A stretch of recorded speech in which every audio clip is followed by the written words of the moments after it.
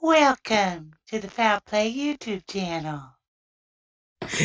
Mr. Kratz, so do you often go to the circus? I love the circus. Well, yes. Well, thank you very much there, Mr. Kratz. You're Well, welcome, sugar. thank you there. Oh my God.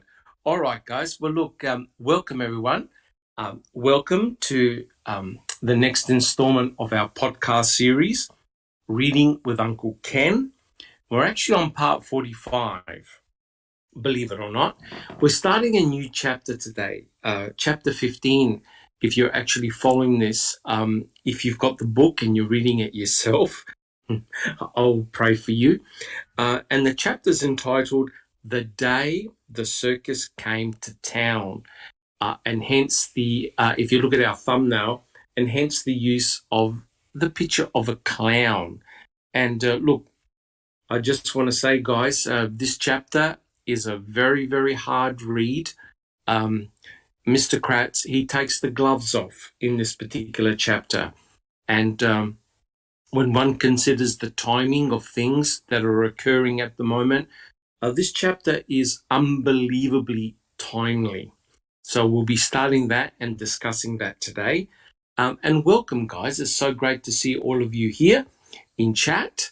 And we've got a fantastic lineup in our panel. Huge, one of the biggest ones I've seen for quite a long time. And that's fantastic. Well, welcome, guys. My name is Dr. Silkman, and I'm from the Foul Play team. As always, guys, if you like what we do, please subscribe. You've now got subscriber options where you can give a small donation, a monthly donation, I believe it is. And there are different levels, and that's entirely voluntary, right? Entirely voluntary. And any donation that you guys make, we appreciate, and it goes directly into buying documents. So we reinvest all the money we receive back into Foul Play to make it better for the entire community. And that's great. We've got quite a few subscribers already, and that's awesome. If you like the podcast that we do, guys, please you leave your DNA on the thumbs up button. And don't forget to turn on your notifications bell.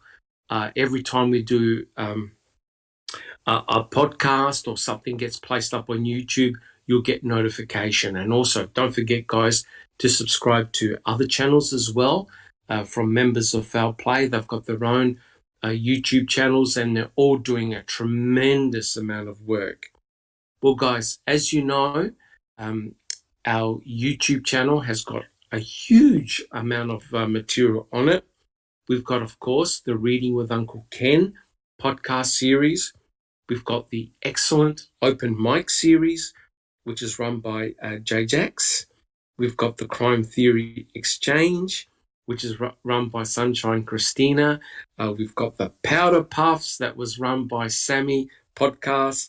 And of course, we've recently uploaded a huge amount of dispatch and jailhouse calls. So you can actually see that our YouTube channel contains a lot of information. And if you've noticed, very recently, I uploaded got uploaded several new MAM mini clips. And boy, I'll tell you what, they're very, very current, and they are absolutely a brilliant segue into this chapter by Mr. Kratz. We've actually got 72 mini MAM clips uploaded on YouTube. Now, if you haven't got the time to go through both MAM 1 and MAM 2, the documentary series, and you just want a quick catch-up, if you want a snapshot of what Making a Murderer 1 and 2 were all about, what all the controversies were all about, I thoroughly recommend having a look at those MAM clips, right? They're only around about 3 minutes long, each one, but they cover a huge amount of information, and you really get the heartbeat of a lot of the controversies that took place in the case. And let me tell you, the Brendan Dassey and Stephen Avery cases, they're just mind-blowing. They really, really are. There's a lot of very interesting characters and people that got to testify.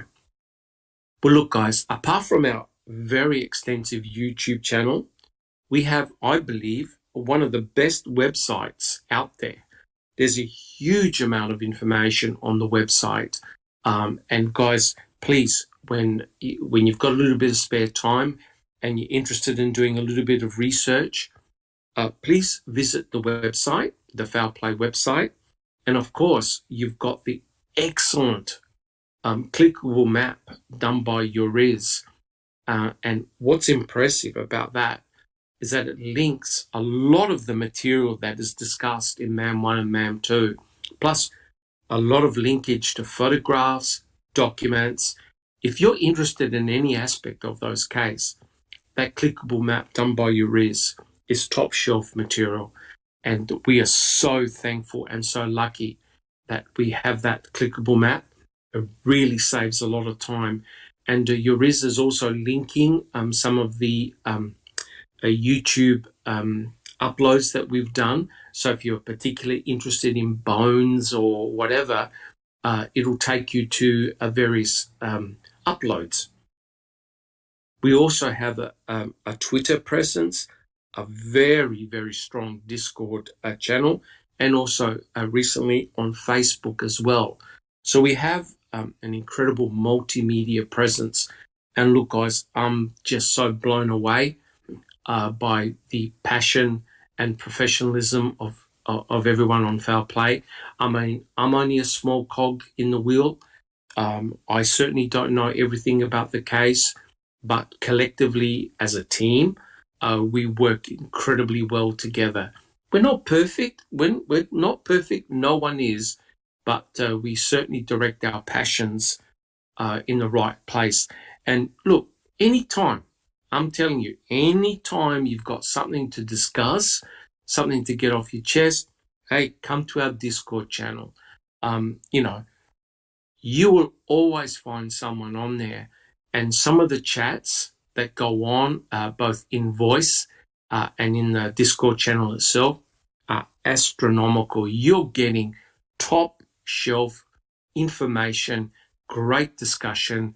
The other day, there was a huge discussion going on with Kath, Kelly, myself, Mystic Jinx, and a whole lot of other people that came into chat.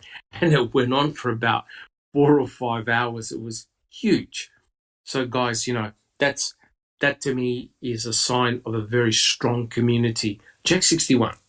Doc, I hate to tell you, but 4 or 5 hours and that chat just got warmed up. I'm not kidding. It went at least another 4 or 5 after you had to leave. Sorry, Jack 61. I mean, I lasted 4 or 5 hours. I lasted 4 or 5 hours. Correct. And look, and that's truly fantastic because in FL Play, we're all different characters. We're all from different parts of the world. Yet we're at one. We believe that Stephen and Brendan were set up. We believe that they were innocent. But we're not afraid to tackle the hard topics. And that's the important thing. This case is not easy. It's certainly not an easy case. It's an extremely emotive case. But we're not afraid to talk about the hard topics. So, guys, without further ado, I'd like to welcome our esteemed panel. Tell us how you're going and what time it is in your part of the world. First, we have Alice. Hi everyone in panel, hi everyone in chat. It is 9:15 p.m. here in a very, very windy Bonnie, Scotland. Thank you very much, Alice. Next, we have checking convictions. Oh, it's about 6 degrees. It's really kind of nice out, actually, not too windy. But and it is 10 minutes after 3. Wow. Thank you, checking convictions. Next, we have Susan. Hello, everyone. It's 3:14 p.m. in sunny, beautiful Southeast Kansas. And KK just wanted to give a shout out to JD and Shane Henry.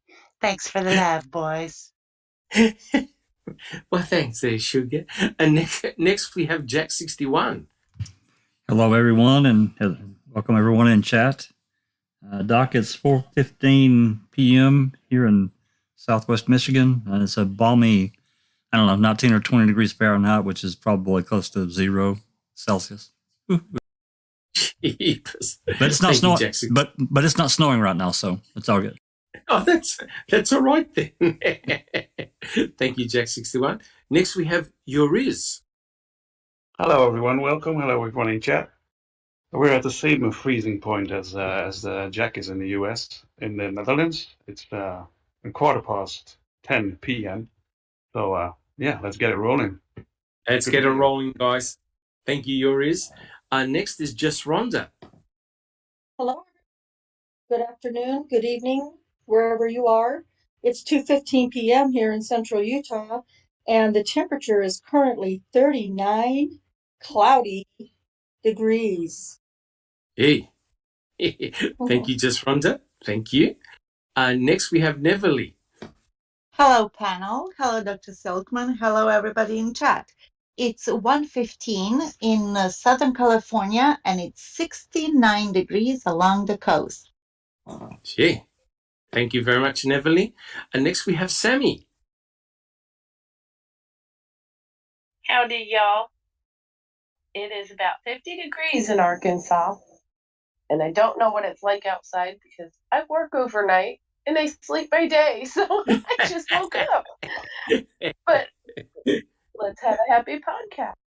Beautiful. Thank you, Sammy. And next we have Sunshine Christina. Good afternoon.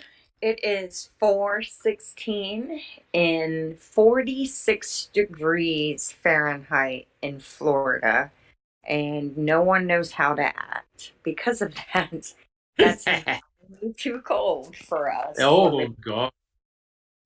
Thank you. Yeah. Welcome to everyone on the panel. This is going to be a great discussion today, and welcome to everyone in the chat. Fantastic. Thank you so much, Sunshine Christina. And next we have Zoe.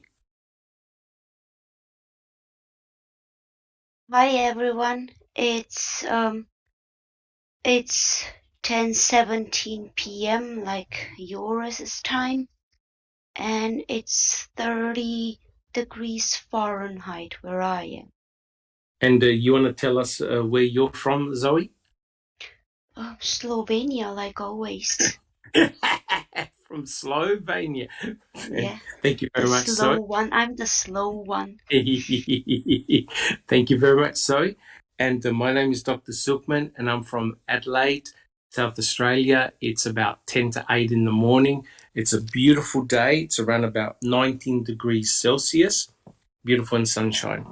All right, everybody. Well, that's the end of the podcast. By the time we got through our panel, 2 hours went by. All right, guys, all jokes aside. Okay, so guys, what we'll do, we'll make a start on the podcast proper, and it's entitled, this is chapter 15, and it's entitled Making a Murderer 2, The Day the Circus Came to Town. Now, before we actually start reading passages from the chapter, I want to give our listeners a chronology, and this is very, very important. Now, as you know, Mr. Kratz, he was one of the senior special prosecuting attorneys in the Stephen Avery and Brendan Dassey cases.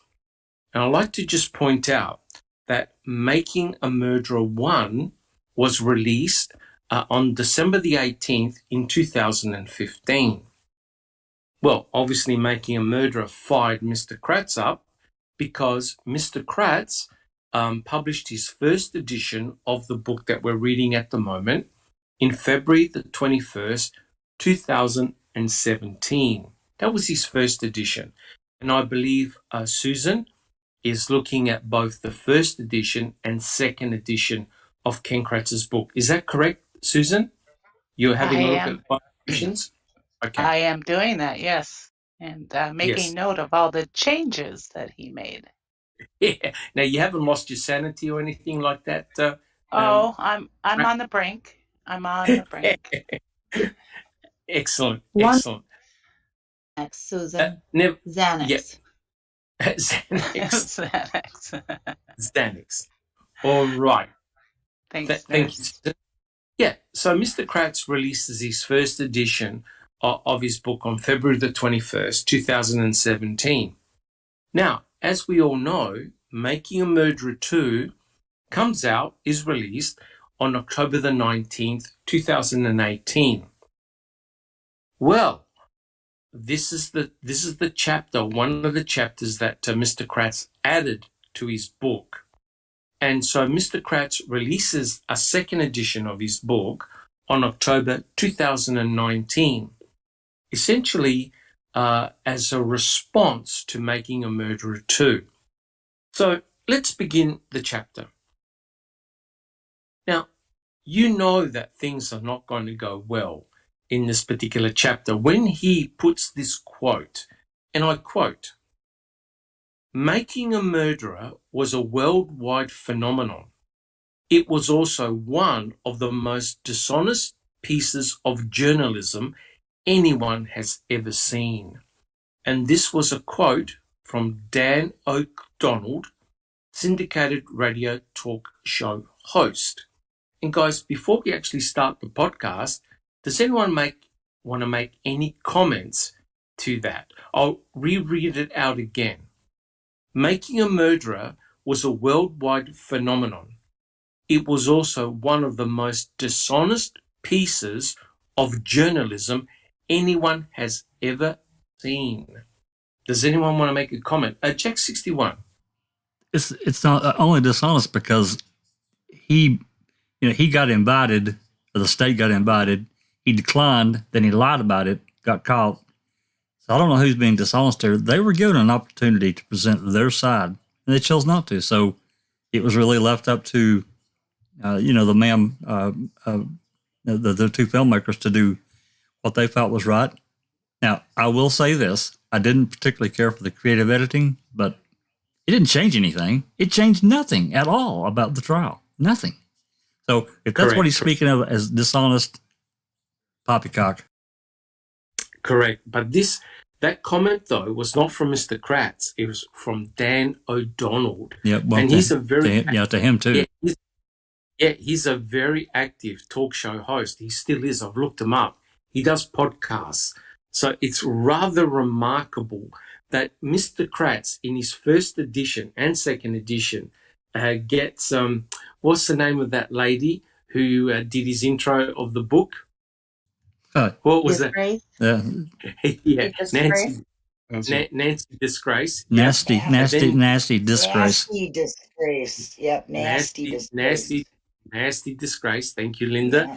And now he gets Dan O'Donnell to put in his quote. And Neverly, do you have a comment?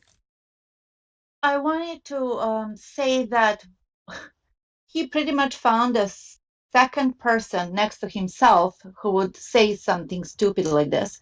And look at the book that that Kratz produced. It's nothing but lies and dishonesty. So this is like a kettle calling pot black, right? Yeah, correct. But it's amazing how Ken Kratz got quotes and people that basically echoed his own sentiments. Checking Convictions, do you have a comment? Are they best friends? I mean, this guy and Ken Kratz might be his only friend in the whole world. I mean, I'm just wondering. Yeah, possibly. And don't forget, Mr. Kratz and Tom Fassbender, they did the media circuit. And I'm sure probably Ken Kratz appeared on Dan O'Donnell's show. Be very interesting. Sunshine Christina. It seems like the journalists, when it comes to these controversial cases, would rather side with the established narrative than investigate and report accurately what's been done. It's like they're more concerned with keeping their sources and their inventations to these events where they can brown nose with these guys than report that they're Correct. Yep, 100% agree. And it really is sad that I think true investigative journalism appears to be dead for some cases. And you're correct. It's definitely easier to side with the status quo than go against the grain, because you could imagine if you're a talk show radio host in Wisconsin or and then you say, well, Stephen Avery's innocent, Brendan Dassey's innocent. I don't think you'll last too long in the air. Jack 61. Well, just to add to what Christina's saying, I think it's also, they do this for the controversy. It's not because they really care one way or the other. They care about ratings and they care about what advertising that they can pull in. So controversy creates drama, and drama always pulls people in. I don't care what, and it's too bad. Correct. So correct. And it's very interesting, guys, how Mr. Kratz decided to call this chapter "The Day the Circus Came to Town," which immediately says to me that it's a great sign of disrespect. Straight from the get-go. And guys, don't forget, please put your questions in chat. I'm sure Checking Convictions, Just Rhonda, Sammy, and likely others will be checking for questions in chat. So don't be afraid. Put your questions down in chat. Yeah, you're correct, guys. You're really correct. Has anyone else got a final comment on that quote? Is anyone surprised by that quote? Susan? It just sounds actually like he's talking about this book. Correct. He just put the wrong title at the beginning, right? Exactly. Except it definitely wasn't a worldwide phenomenon, that's for sure. All right then, guys. Well, look, let's start the podcast proper. Okay, this is Mr. Kratz. I quote, misleading and deceptive editing, crucial fact omissions, personal attacks, and a willingness to accuse innocent people of criminal wrongdoing. It was a recipe that turned millions of worldwide Netflix subscribers into armchair detectives when Making a Murderer was first released in December 2015. And it was so successful that filmmakers Laura Riccardi and Moira Demos mixed up another batch for a second 10-hour marathon, produced as a Netflix original series, appropriately titled Making a Murderer Part 2, released in October of 2018. All right, so straight off the bat, he fires the first round. So here's the question to the panel. Why, and this is actually what Jack 61 was alluding to. Question, why did Kratz, Fallon, Fassbender, Gahn, Colburn, Cohane, Herman, Kleiser, Lenk, Pagel, Peterson, Remacher, Schimmel, and Wiegert decline the invitation to participate in MAM 1 and MAM 2? Who would like to have a go at answering that one? Jack 61. I think there are several reasons, but I think one of the biggest ones is because they couldn't control, they didn't have any control over the narrative. And, I understand that, but at the same time, there's also a truth in what they say being captured that they look out later and say, damn, why did I say that? There's a danger, and I get that too, but I think that I think it's a control thing. I think it's from possibly even a legal thing because I think they know that they're caught with their pants down, like way around their ankles, and not to add anything to that at all. Yes, correct. But the interesting thing, of course, is that they all got a fair representation during both MAM 1 and MAM 2. It's not like the directors went out of their way to remove them from the series. In actual fact, they actively promoted and presented both sides of the argument in both series. Sunshine Christina, do you have a comment? I just wanted to say, we know that Fassbender and Kratz had no problem going on camera to refute making a murderer.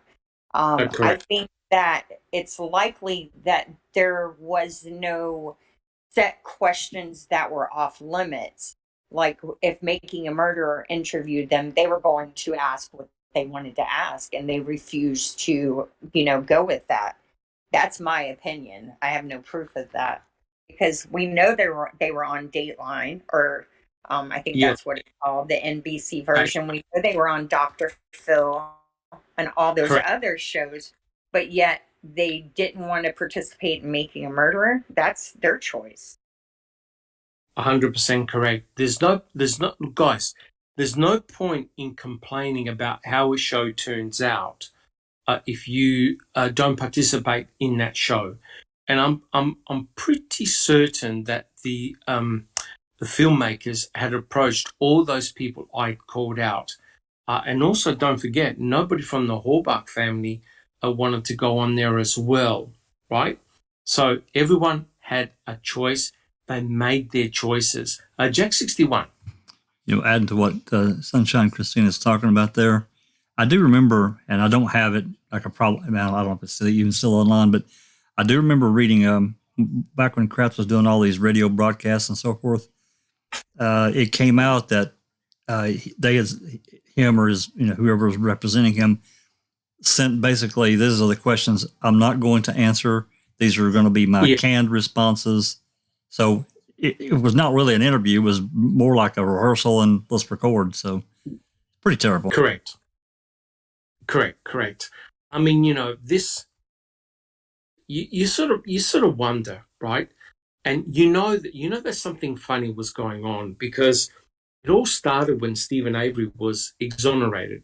Remember, Sheriff Peterson put out an email to all his staff members, and he said, do not discuss the Avery exoneration to anyone. So that there was a blanket media shutout from the moment Stephen walked out of prison.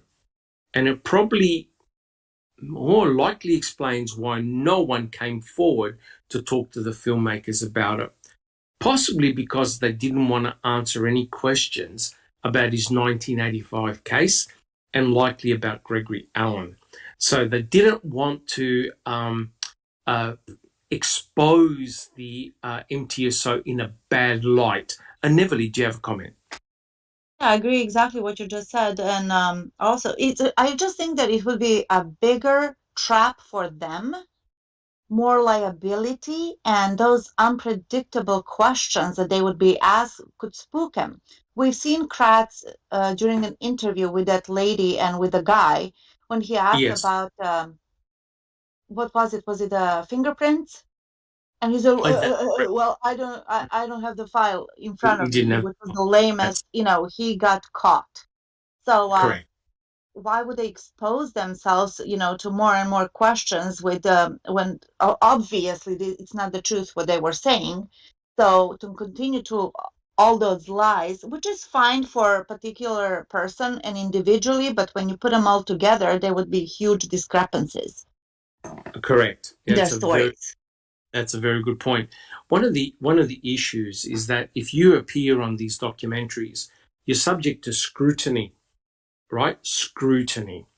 And if these journalists are doing their homework and they're asking the real hard questions, for example, I remember Ken Kratz during his press conference, one of the journalists said to him, "Is there any DNA backing up the kid's story?" Right?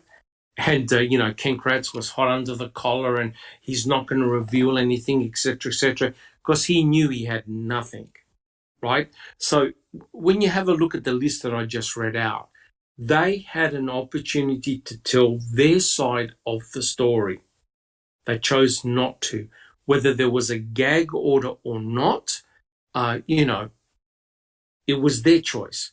And what was remarkable, I don't know about you guys and the guys in chat, to me, I got an inkling of what it was like to be an Avery or a Dassey by looking at the family life and the hardships that they went through, that they all went through and still continue to go through today.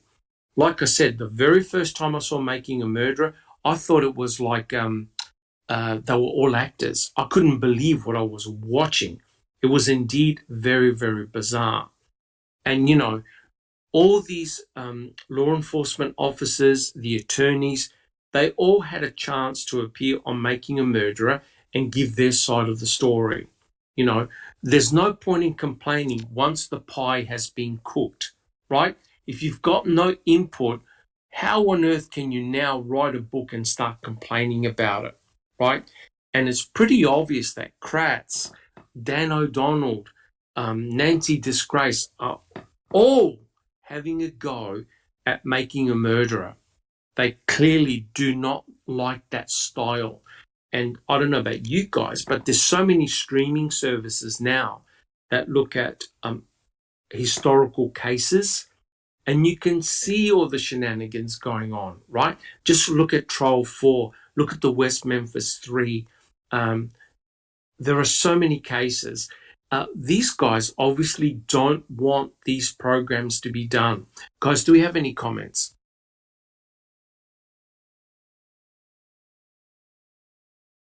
All right. We're all good, or we're all speechless. One of the two. We're good. Sammy, we're all good.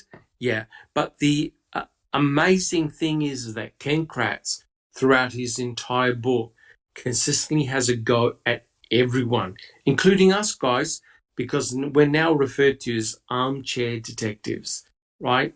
And so, quite clearly, if you don't have a degree in law, you shouldn't be involved in any of this. You shouldn't be forming Discord groups or discussing any case. Leave it up to the experts. Essentially, that's what Mr. Kratz is saying, right? Which is quite clearly quite crazy. All right, guys, what we'll do, we'll go on with the next quote. This is where it starts to get very interesting. I quote, "Ma'am 2 presents the nearly unwatchable ramblings of Chicago-based exoneration specialist Kathleen Zellner, who strikes me as an ambulance-chasing mix between Cruella de Vil and Michael Avenatti, as she advances implausible theories and makes bold and similarly implausible pronouncements." So straight away, he tells us exactly what he thinks about Kathleen Zellner. Let me repeat that. An ambulance-chasing mix between Cruella de Vil and Michael Avenatti. And hold a sec, Alice, hold a sec, hold your horses. And just so if you don't know, I had to look it up myself. An ambulance chaser is, I quote, an attempt by a lawyer to get work by persuading someone who has been injured to claim money from the person or company responsible. That's what an ambulance chaser is. I didn't even realize that. But here's the question to the panel. Why did Mr. Kratz launch an ad hominem attack on Kathleen Zellner? Was it because Stephen Avery was her client and that Mr. Kratz was one of the prosecuting attorneys? Alice? Because Kathleen Zellner is a better lawyer than he will ever have and has ever had in his whole entire career. Here. So it's jealousy, Doc. It's jealousy right off the bat, and you can see it plain as day with just how he described her there, because he knows because of her past records, because he's probably Googled her or researched her if he didn't know anything about her, and found out just how bloody good she is. Correct. And, Correct. you know, and then his butt cheeks have started flapping and giving it, oh no! She's going to find out, you know what I mean? And that's why he started off the bat by slagging her off. Oh, that's correct. 100% correct. And, you know, when you think about it, that's not a very smart thing to do in a book, because words will come back and haunt you, right? So, yeah, that's very interesting. Thank you so much, Alice. Susan. Yeah, I think it's because Kathleen is a real threat to his conviction. And it was so disrespectful. I abhor this man. But Susan, come on now. Remember, he gave an interview and the journalist asked him, are you worried about Kathleen Zellner? And he goes, no, I'm not. I'm no longer on the case. Remember that one? It's still his conviction. It's still his, yeah, his correct. reputation. So, yeah. Correct. Like, and he owns it. He owns it big time. Correct. Yeah. Correct. But she's just a threat to him. He's scared to death of her, I think. Very, very interesting. Thank you, Susan. Checking conviction. Thank you, Susan. Checking convictions. Well, what Ken Kratz will do is stoop low, because that's what a narcissist does, you know. And of course, I totally agree with what Susan's saying, that she is a big threat to him, and he can call her anything, but she'll never be as low as a sexting, pill popping DA. Yes, correct. Jack 61. Well, I think he attacks her, trying to tear her down. So to me, that automatically comes up as jealousy. He's complete. I know he knows who she is. I'm sure he's heard of her over his career and time in the DA's office. So there's a jealousy thing, I think, that's extreme. I think we even saw some of this. It's in the past now, but on Reddit. Anyway, I'm not going to get into that. But ambulance chaser, Doc, that's a really common term here in the United States. I've heard it for 40 years, and it's basically where you see a lawyer, a pretty terrible lawyer portrayed hanging around at the hospital or the doctor's office, waiting for someone to come in that's hurt, and exactly what you said, trying to get them to sue. Yeah. Very interesting. Yeah, it's a term that I hadn't heard before, but it's rather remarkable. Mr. Kratz is meant to be a professional, and to stoop so low as that. And Kathleen Zellner, she's not perfect, but by God, she works hard. Her law firm works very hard to seek justice.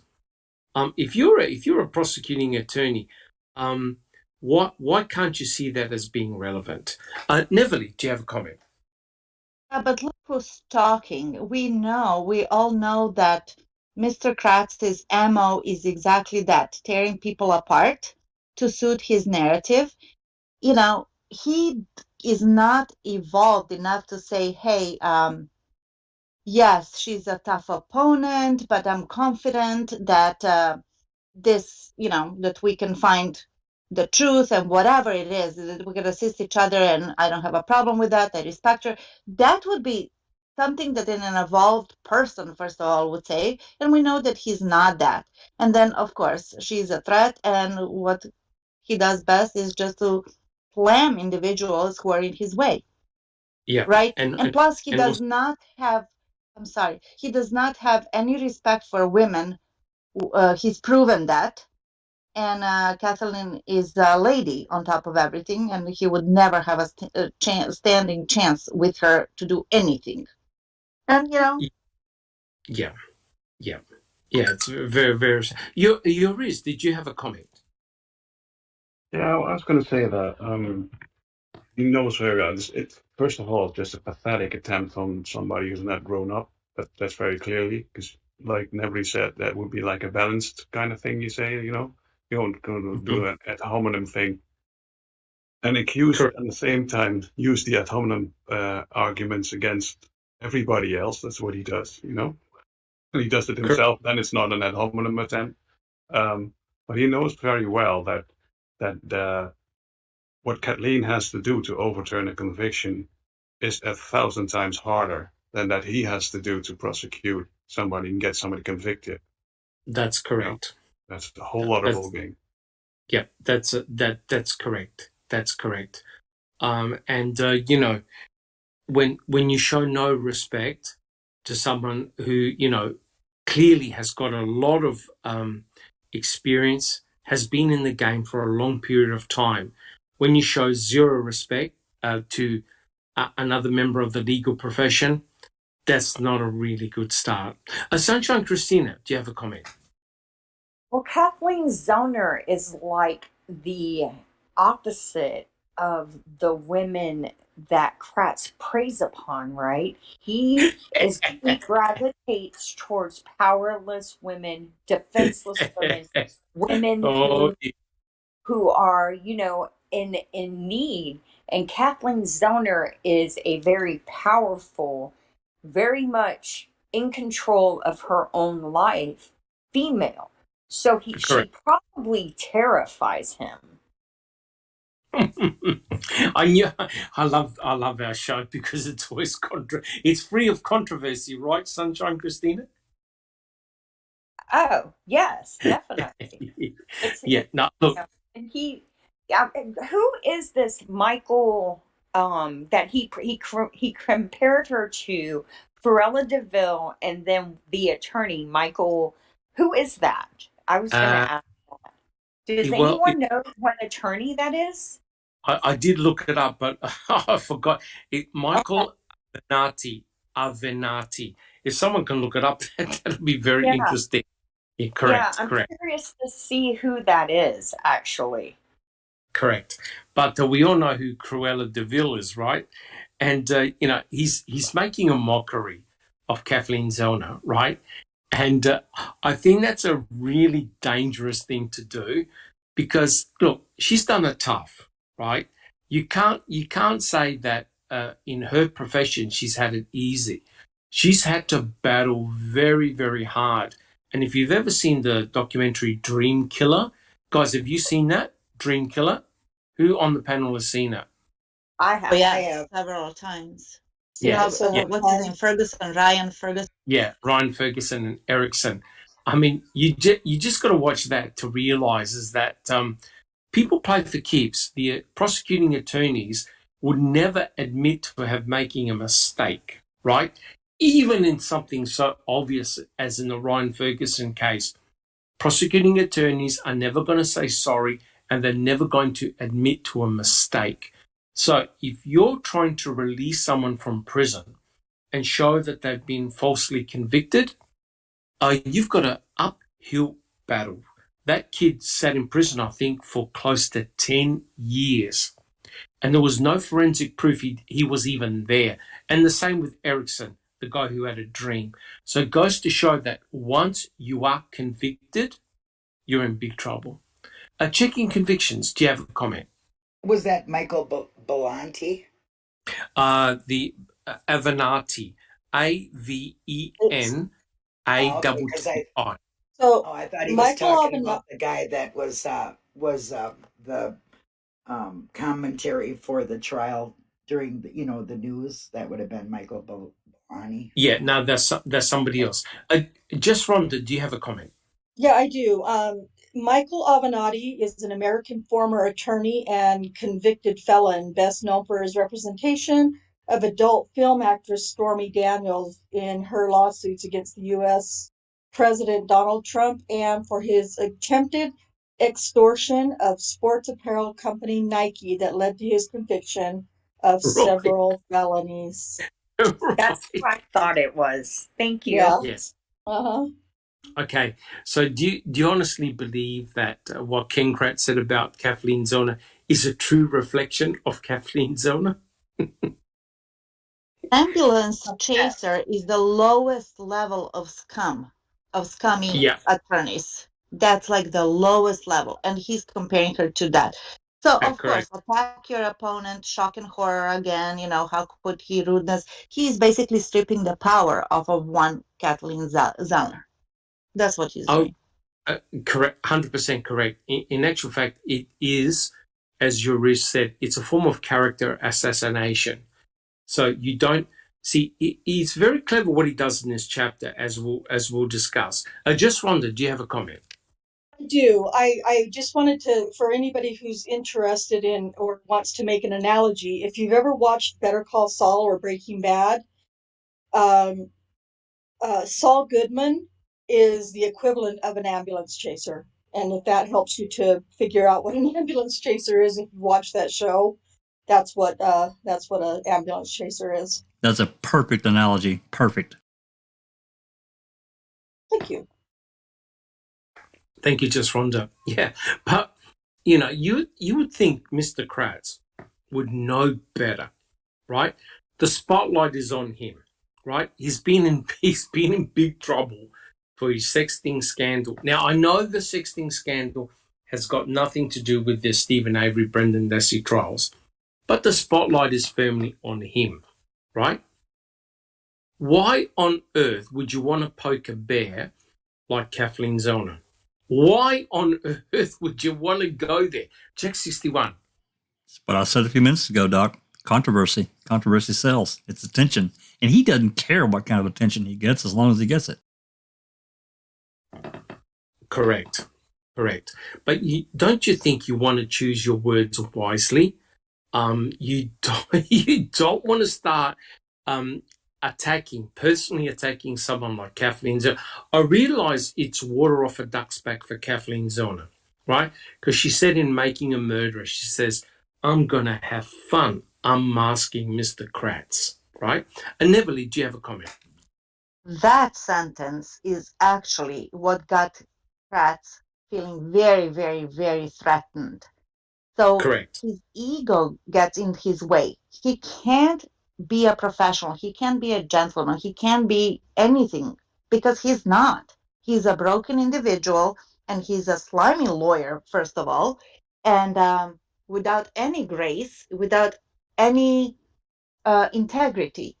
So basically, when narcissists do something like this, that's called the smear campaign. They go and they smear that person, whoever poses as a threat. That's what Correct. it is. Correct. It's his stupid ego that's doing all of this. But Neverly, why do it in a public domain like a book? Because he's doing a preemptive strike. That's what he's doing. He just does. He wants to strip the power off of Kathleen. Correct. By saying all these things. Correct. He doesn't realize that by praising her, actually, he would lift up his own value. But he doesn't work that way because he's not evolved. He's broken. Yeah. And he's a jerk. There you go. Thank you. Thank you very much, Neverly. Alice, tell us about this. Yeah, I mean, he's worried. As soon as he realised that Kathleen Zellner was taking on Stephen's case, he shot a brick, basically, because he knows that one of these days he's going to have to answer to Kathleen Zellner. And that is something that his ego cannot take. Kathleen Zellner is a strong, independent lawyer woman, you know what I mean, in her field. And he doesn't like that because the women that he's been involved with have been ones that he can manipulate and things like that in the situations, you know. But she's strong, she's independent, she's fierce, and he is crapping himself for the day that she gets him on the stand, and he is not going to be able to handle that. And I can just see him now, Doc, being, you know, the smart, trying to be the smug and the, you know, oh, I never said it that way, and you know, those type of answers, Yeah. trying to answer Kathleen back in court sort of thing. I can see it all happening now, and I can see him squirming, so I can't wait for the day that it happens. I think we're all waiting for that day. Jack 61, do you have a comment? Yeah, I do. You're talking about, you'd ask the question, why would he poke the bear? And I don't know if I've ever told this story or not. I probably have because I got a big mouth. But poking the bear. let's talk about Reddit for like less than a minute. Oh no. Yeah. Oh, no. So this one, this one guilter, and he's still on there, by the way. You actually know who he is. He was constantly making these disparaging remarks about Kathleen and all the mistakes, but what he really did for a long time, he talked about all the wine she was drinking. She drinks so much wine, she buys it by the box and by the crate or the container, and there's some really bad, terrible commentary. And this guy's supposed to be a lawyer, so this went on for well over a year, probably closer to 2. Well, she came after him on Twitter. And basically, really? Yeah, she didn't name him, but she named him by his Reddit handle. What did this guy do? He scorched earth. He removed every single one of those comments off. He deleted them off of Reddit. Yeah, immediately. Yeah, correct. That reminds me of when I jumped into the Reddit forum when they were talking about me and my credentials. Remember? That was hilarious. I'm still arguing with the admin. I'm not kidding you. And this has been an argument. I actually talked with someone about it today, probably a couple hours before we did started the podcast today, about the things that went on then, and still nothing. There's a lot of other problems, but anyway. Correct.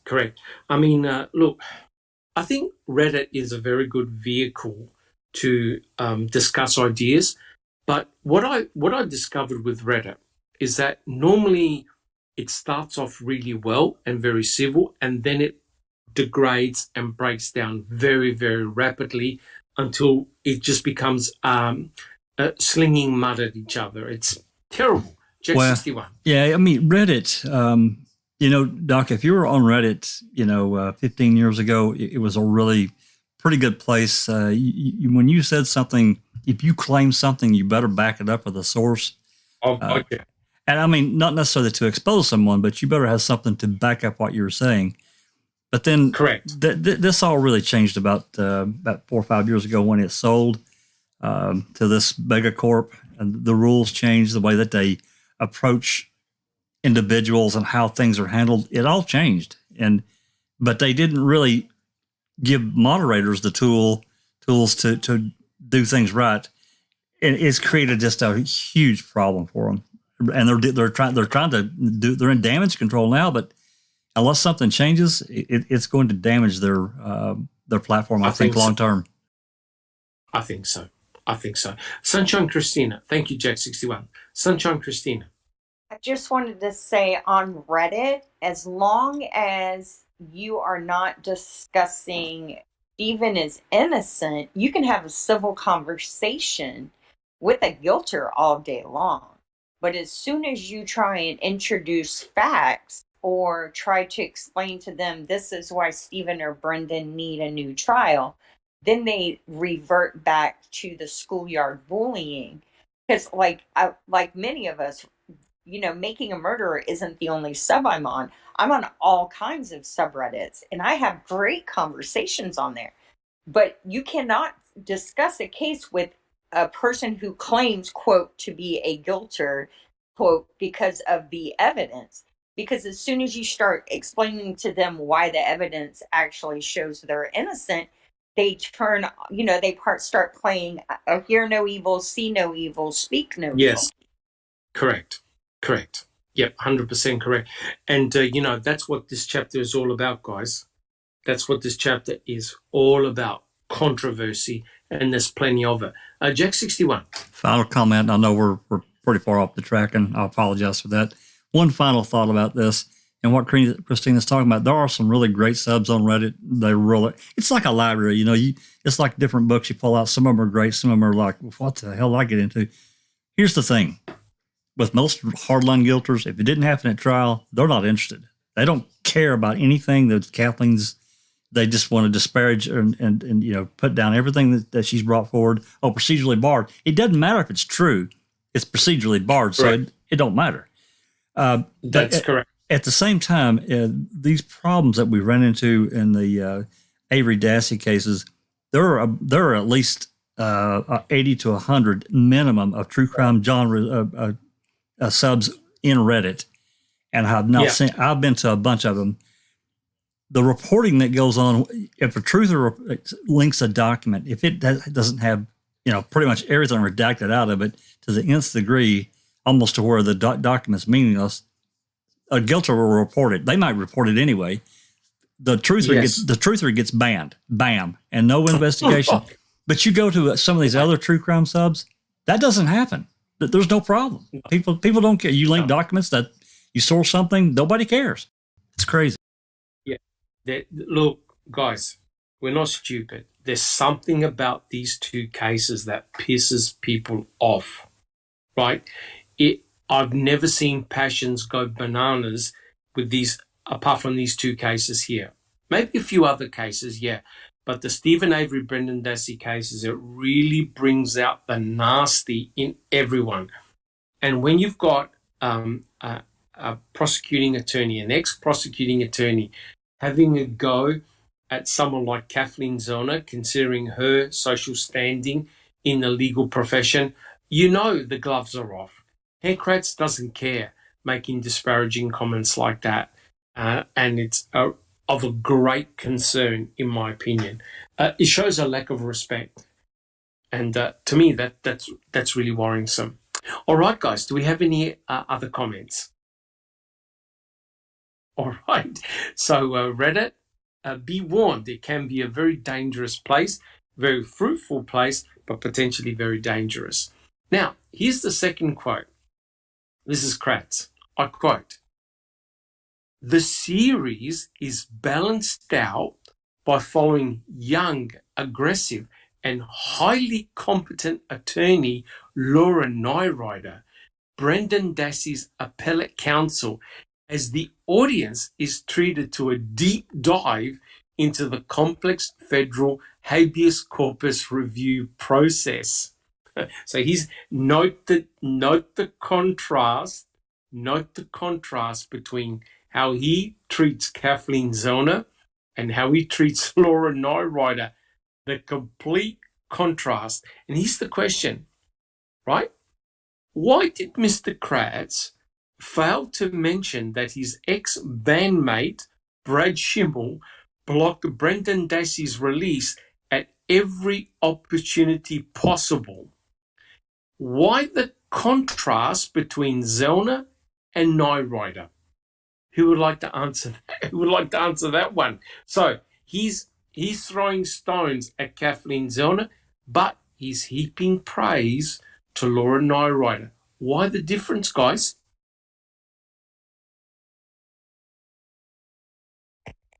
Sunshine Christina.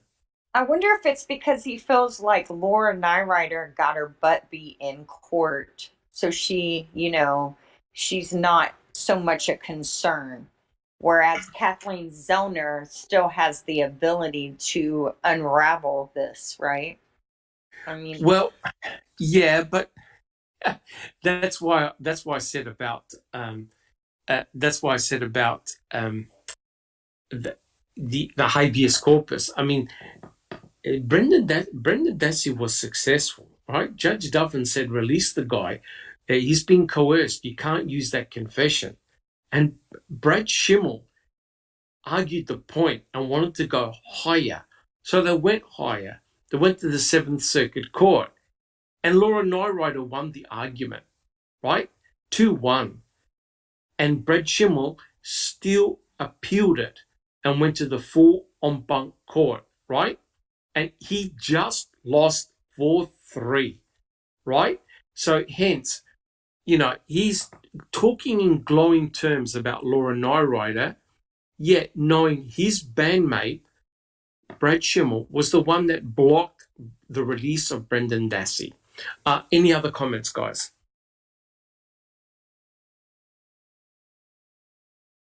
So why the contrast between Kathleen Zellner and Laura Nyrider?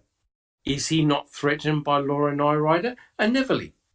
I think that's it. I was just going to say that he's not threatened by Laura Nyrider. She was pretty new at that, and Kathleen Zellner comes in like a tank, hammer down. So to manipulate one Laura Nyrider, and no offense to Laura Nyrider, I mean no disrespect, but to argue with Zellner, now that's a mountain to climb. That's something totally a different ballgame. Correct. 100% agree. Thank you, Neverly. Just Rhonda, did you have a comment? That's exactly what I was going to say. I think that Kratz is far less threatened by Laura Nyrider. I'm not saying she's not a good, powerful, aggressive attorney, but when you contrast and compare the two, Zellner and Nyrider, they're two very, very different personalities. I think that Kratz is terrified of Zellner, and I think he's not at all remotely threatened by Nyrider. Yeah, and nor Drizzen, I would say, Nor and neither Drizzen. Drizzen. Neither, yeah. Yes. 100% agree. Yep, very good point. Thank you, Just Rhonda. Alice, do you have a comment? Yeah, I'd like to agree with the rest on the panel. I think it is because he doesn't see her as much of a threat.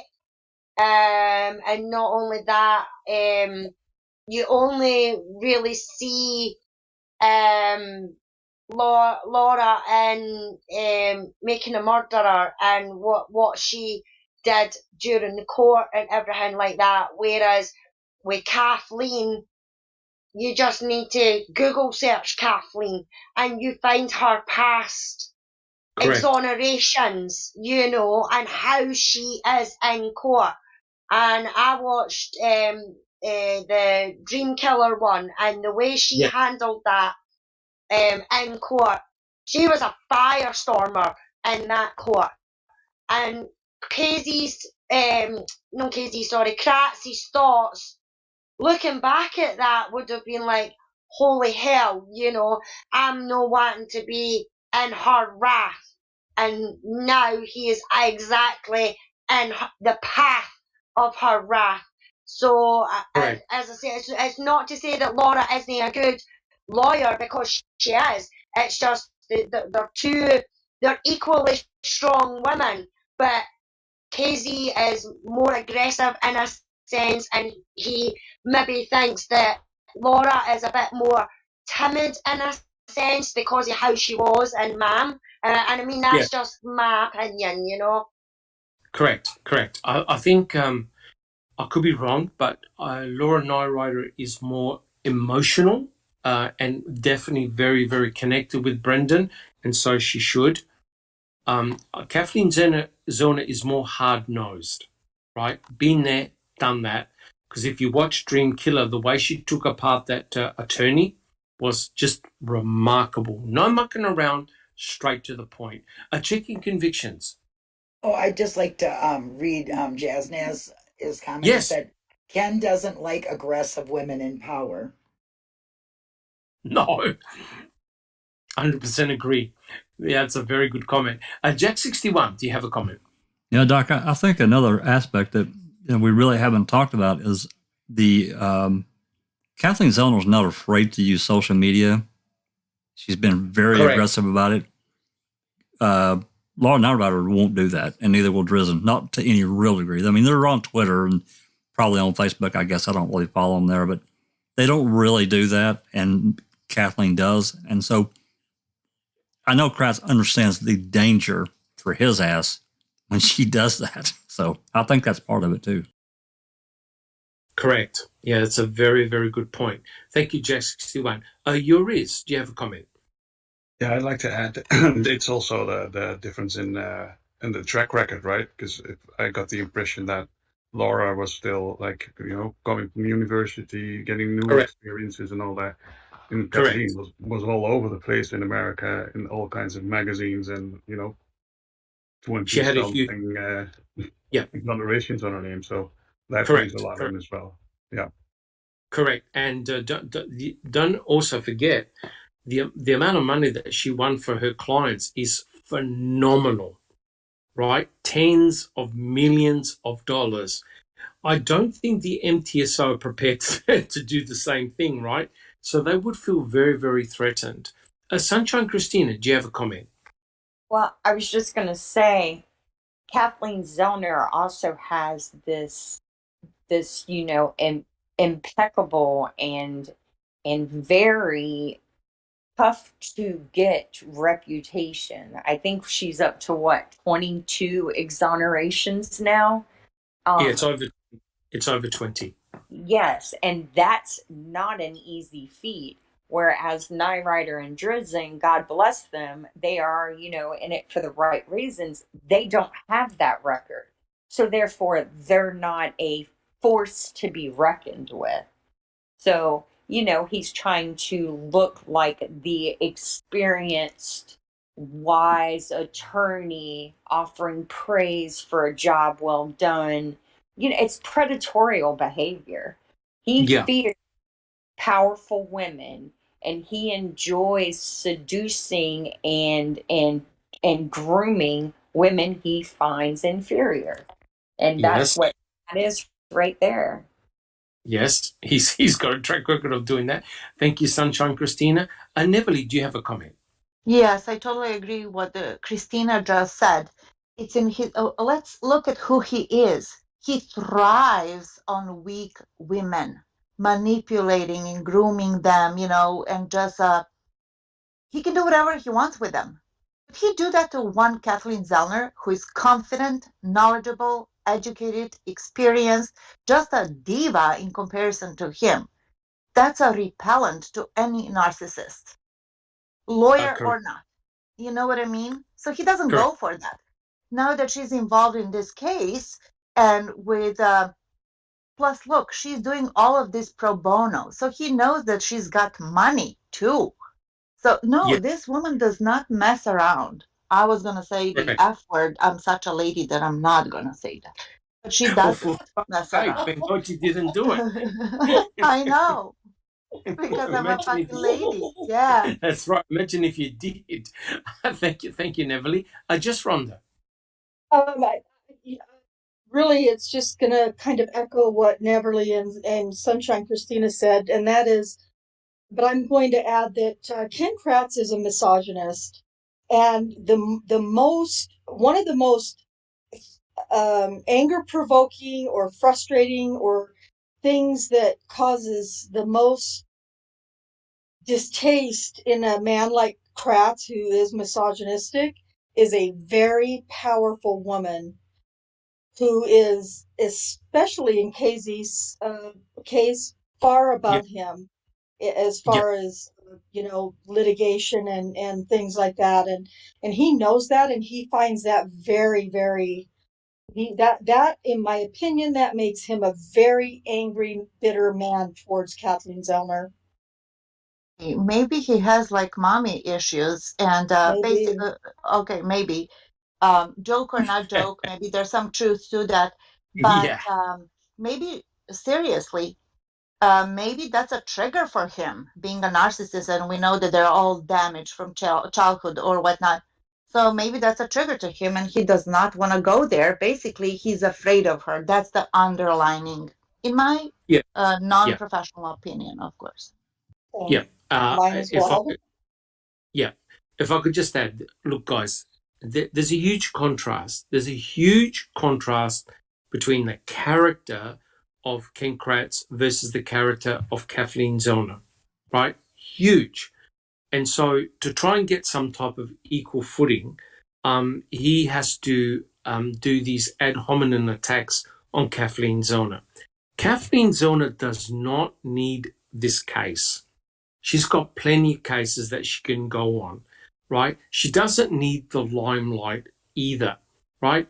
She also took many years before she took on the Stephen Avery case. So it's not like she wants the limelight or notoriety.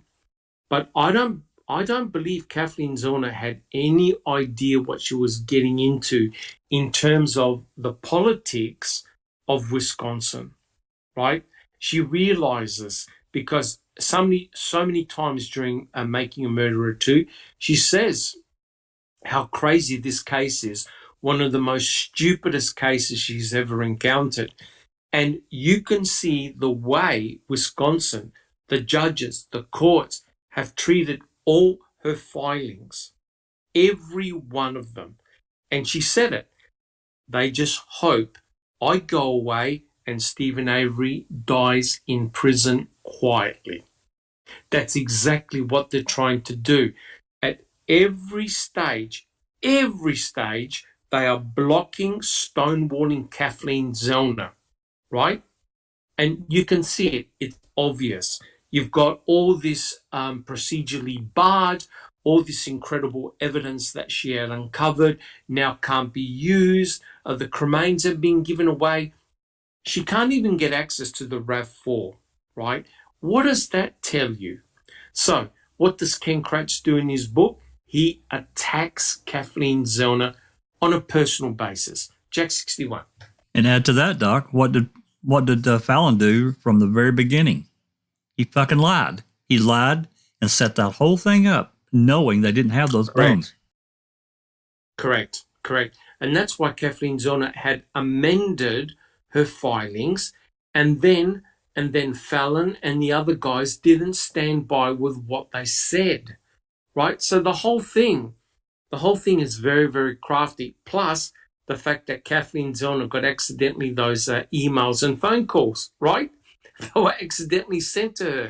So she knows what they're thinking, right? There is no respect there whatsoever. It truly is a shock. All right, guys. Well, let's continue. Just Rhonda. I just have a comment from the chat. Anthony Hill said, Laura Nyrider is asking for clemency. Why? Well, I think the problem is this, right? Her case was rejected for I believe it was the federal higher court, which is the highest court in the land. They won't look at it. So hence, she's just about run out of options for Brendan, but maybe checking convictions can fill us in. I'm sure she knows. Checking convictions. Can you add anything more to that?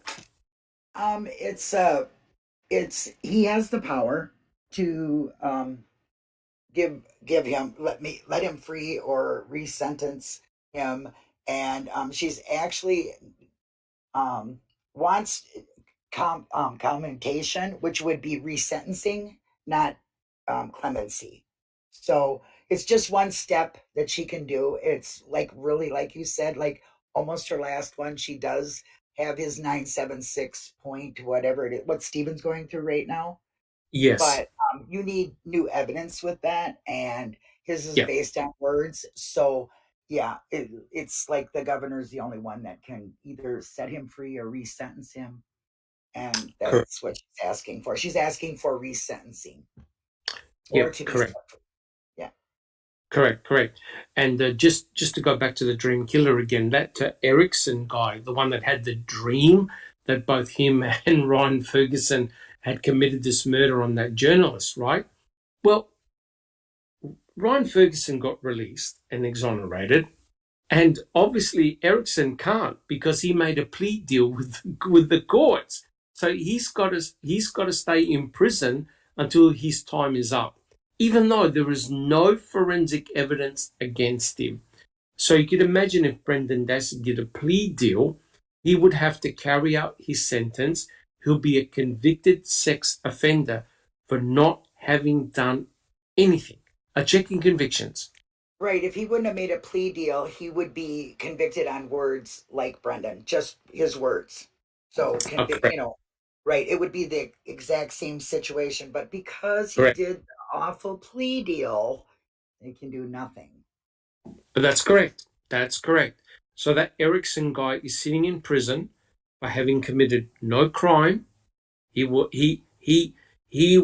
basically said through his own words that both him and Ryan had committed this horrible murder, and there was no forensic evidence to put both boys at the crime scene, and key material witnesses admitted to lying. But because Ferguson came up with a plea deal, he has to serve his sentence. Neverly, do you have a comment? Yes, that's such a frustrating case. Not that it's isolated, by no means. There you go, a guy who obviously had a history of heavy-duty drug use. He has a dream. He admits to something. He confesses, right, to something that Correct. him and Ryan did. They couldn't corroborate anything. No forensic evidence whatsoever. And the guys, they know he didn't do it, and he's still in prison. And they strike a plea. Just like in the West Memphis 3, is that the name? Yeah. Yep. When they said, we said we were innocent, they put us in jail. Now we're saying that we're guilty, and now they're letting us go. And they release it. Yeah. That's the Alfred Find plea. logic and justice there. None. There's none. Ryan's very lucky. Ryan's very lucky that people did perjure themselves. Otherwise, he might still be sitting there too. He could well be. That's correct. That's 100% correct. So it goes to show, guys, if you are convicted in a court of law and 12 of your peers judge you guilty, I tell you what, it's a mountain to get out of there. And Kathleen Zellner said between 10 to 15 years on average before you are released if you've been falsely convicted. 10 to 15 years on average. Jack 61. Yeah, Neverly brought it up. I was going to mention, in order for some of these people to get out, even though they're innocent, they have to take these Alfred pleas, like the West Memphis 3, Adam Brazel, and case in Tennessee. There are others too. I mean, both of those cases are they're terrible. They're absolutely garbage. But they had to, correct. They basically had to say, well, if we, go for a retrial, you may have enough to convict us and we're going to have to stay in prison. So they just said, to hell with it. I want out. Correct. And the other thing, of course, guys, is that if they get a new trial and they're proven to be innocent, they have the ability to have civil lawsuits in the tens of millions of dollars. So in the case of the West Memphis 3, they took an Alfred plea, and the governor actually said, well, it'll stop them suing us. So it was sort of like a quid pro quo. Okay, we'll release you. You've been in prison for so many years. You've pleaded guilty. We actually can't prove your guilt, but you can't turn around and sue us. So it's no one wins here. Sunshine Christina. Well, see, I look at the Alfred plea a little differently, only because of the Adam Brazel case. So, and the West Memphis 3 case. One, it gets them out of prison. And yes, you have a better capability to help fight for your innocence as a free person than you do in prison. Now, that's true. Both Adam Brazel and the West Memphis 3 have continued to advocate and try and solve their cases, right? Adam Brazel actually got a certificate of actual innocence from the governor of Tennessee. Now Kathleen Zellner is representing him, and he's going to get his millions of dollars that he's owed. The West Memphis 3 kids, the lawyer for Damian Eccles has refused to give up. He finally got access to all that evidence. The evidence that was supposedly lost. Now, if they're able to prove that the kid's stepdad or whoever was the killer, then they will get certificates of actual innocence as well, and they will also be able to sue. So, I mean, I'm kind of 50-50 on the Alfred plea, just on how I think what we're seeing are really great criminal defense attorneys using the system navigating the system the only way they can to get their client out of prison, right? So you're stuck with what you have. Correct. That's right. But guys, I think we all agree that the criminal justice system in the United States is broken. It's badly broken. No one wants to say two things that I've noticed. No one wants to say sorry. No one wants to apologize, and no one wants to admit that they're wrong. Right? So even you look at the West Memphis 3 case, even the governor said, they pleaded guilty, so we're happy with that. We ended it like this. They took the Alfred plea. They can't turn around and sue us, blah, blah, blah. And now there's all this new evidence that they're uncovering and testing. Wouldn't that be interesting? Just Rhonda. Silkman, that's a show of refusing to take responsibility and being accountable for your mistakes, even if they are mistakes and not intentional, bad behaviors. That is one of the biggest problems next to prosecutorial immunity. That's Is correct. that their egos are just not equipped to allow them to accept responsibility and accountability for their behaviors, wrong, right, or indifferent. That's correct. Look, if I could just say, like an analogy, in the scientific field, it doesn't matter who you are. It doesn't matter if you're a lab technician or you're an associate professor or a full professor. If you're caught doing shady things, if you publish a paper and it's been proven to be fraud, you are punished for it.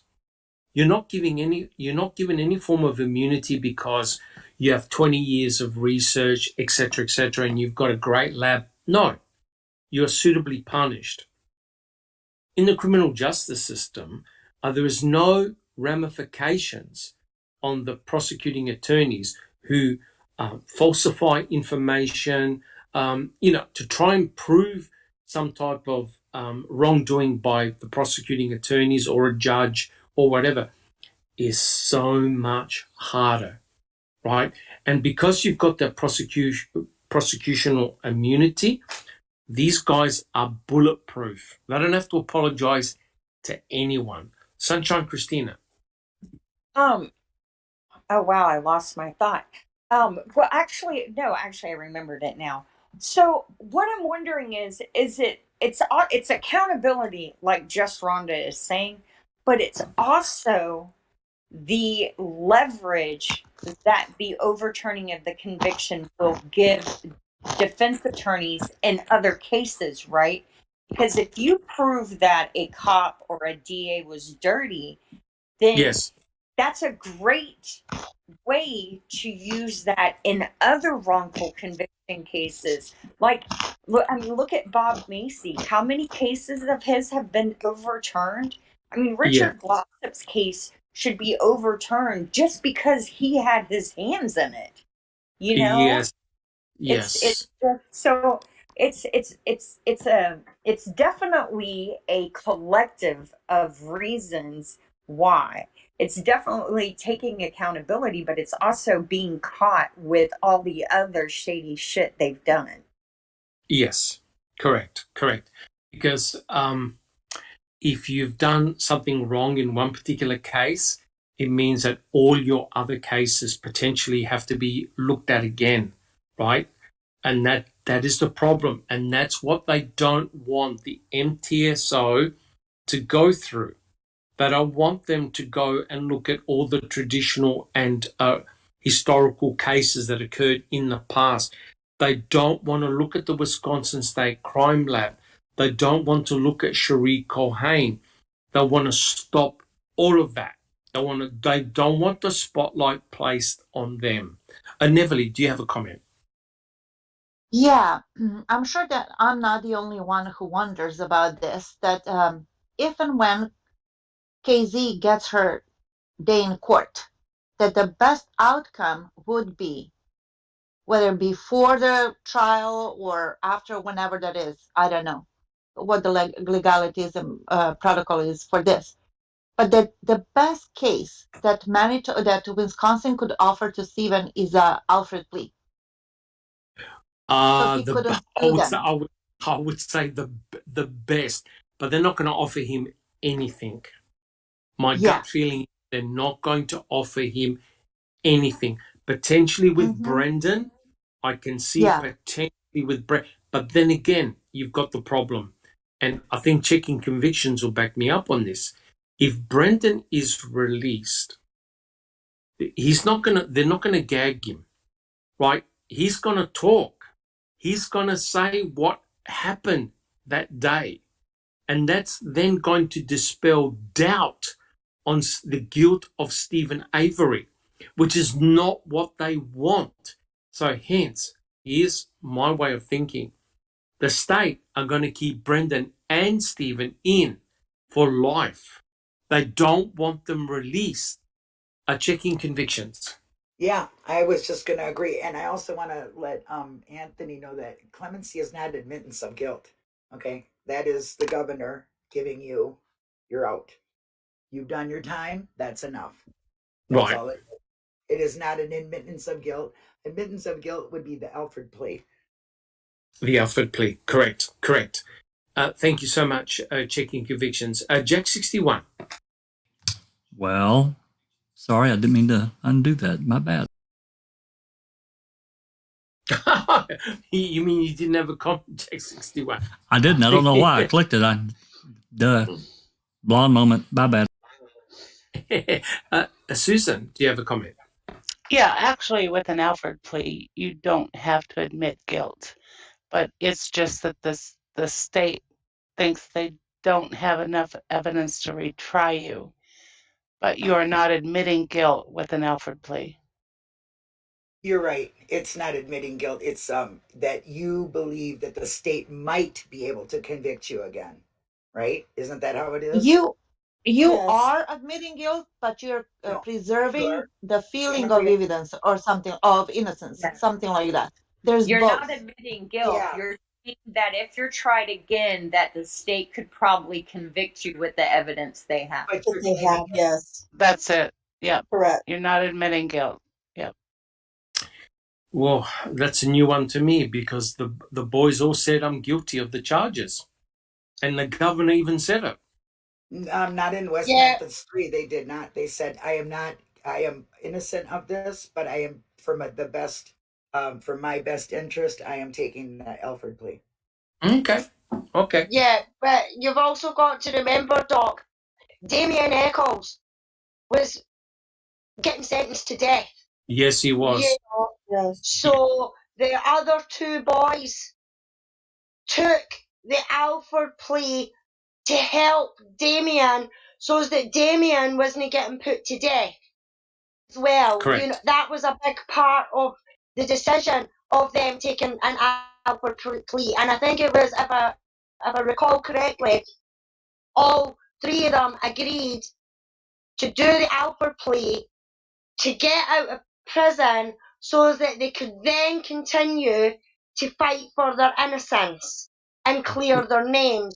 So in my opinion, the other two boys saved Damien's life, and all three of them only agreed to the Alfred plea to stop Damien getting sentenced to death. And Linda is correct.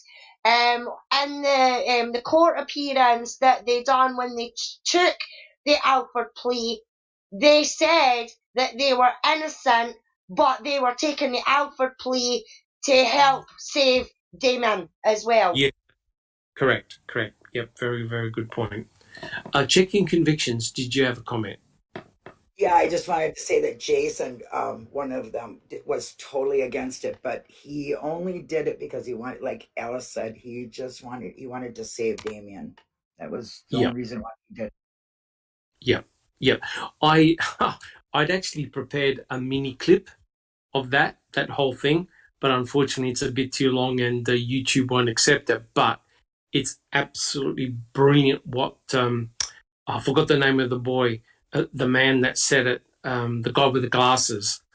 how he said how crazy the American justice system is, where you have to plead guilty and you're released. Right? The whole thing is crazy. Just Rhonda. Just want to step back a little bit.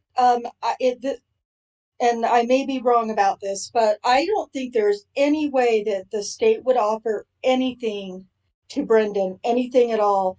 I think, if I'm not mistaken, that if they did and Brendan accepted, that would blow up their case against Stephen. 100% agree. They will not offer Brendan anything. You're right. They can't, because that would blow their case completely for Stephen if they did that. If I'm not mistaken, if I am reading it correctly. I agree with you. I agree with you, just Rhonda. I mean, when you consider what Laura Nyrider and Stephen Drizzen did, and the mere fact that Judge Duffin was able to have a look at his testimony and say, this is rubbish. This is just coerced rubbish. Release the kid.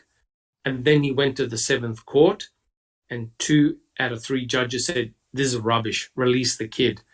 And there was one person who kept on fighting it, and that was Brad Schimmel, because Brad Schimmel understood the significance of Brendan Dassey being released. It will then loosen the case, the state's case against Stephen. Ken Kratz knows this. They all know this. So hence those 2 boys are now men are in prison for life. They're like political prisoners. They can never be released. Jack 61. Yeah, I mean, we've talked about it before, and I said a long time ago with no Brendan, Stephen's trial is completely different. Kratz knew pretty early on that he had to destroy Brendan and inculpate him in some way or make his statement worthless, but it ended up completely upside down backwards. That's number one. Number two, I put on our chat here in Discord, if you want to read out what a Alfred Plea is, I got it straight from Google, and I am a Google I'm a Google detective. I can read it out. I can read it out. Yeah, okay. Read it out. So I also dropped a link in the chat for the Alfred plea. So it says a guilty plea in which a defendant maintains their innocence but admits that the prosecution's evidence would likely result in a guilty verdict if brought to trial. Well, that's the craziest law I've ever heard in my life. Can't all prisoners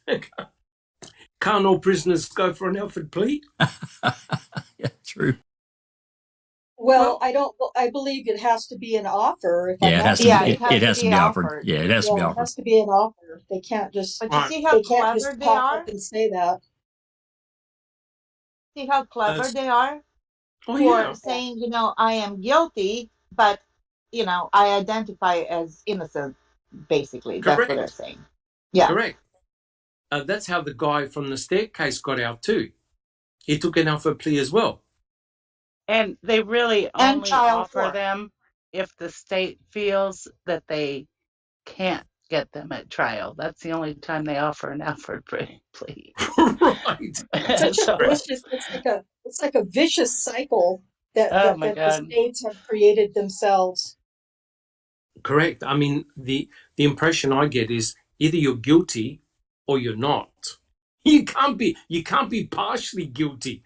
Jack 61. Well, it goes right to me. This is another aspect of any kind of plea deal with the authorities. It just benefits them. It's extortion. It truly is legal extortion, and that's just the way I see it. I know everyone doesn't see it that way because these guys are trapped in prison. They're going to execute Damien, but they wanted out, and I get that. But God, yeah, it's upside down to me. That's exactly what it is. It's extortion, Jack. I agree. Yeah, correct. The same thing happened. I think Neville mentioned it in trial 4 for Sean Ellis. The new DA, I think, or governor, I can't remember, was going to blow the case wide apart. So the previous DA said, no. We're going to offer him. We're going to release him because they knew they didn't want the new DA to start now uncovering even more corruption in the Boston police force. So there's all this wheeling and dealing and shady stuff going on. Unfortunately for Brendan and Stephen, I don't see it happening. Sunshine Christina, do you have a comment? I was just going to say, like Alice was saying, in the West Memphis 3 case, during the time that the Alford plea was on the table, there was also, they had started gearing up for executions again. And it was Damien Eccles would have been executed that year. I mean, that was like that was kind of like what everybody knew. Yeah, so, I'm pretty convinced of that. Correct. Yep, absolutely. All right, guys. Well, look, let's try and continue because we haven't actually started the chapter yet. Neverly. Dr. Silkman, yes, Grandma said something very disturbing and sad, but he's so right. Grandma says the only way they will consider letting Brendan out if, God forbid, Stephen dies. Yeah. I don't know how to answer that one. Because remember, if Stephen passes away, right, you're obviously no longer going to get his side of the story. But if Brendan is released, he's going to tell it as it is.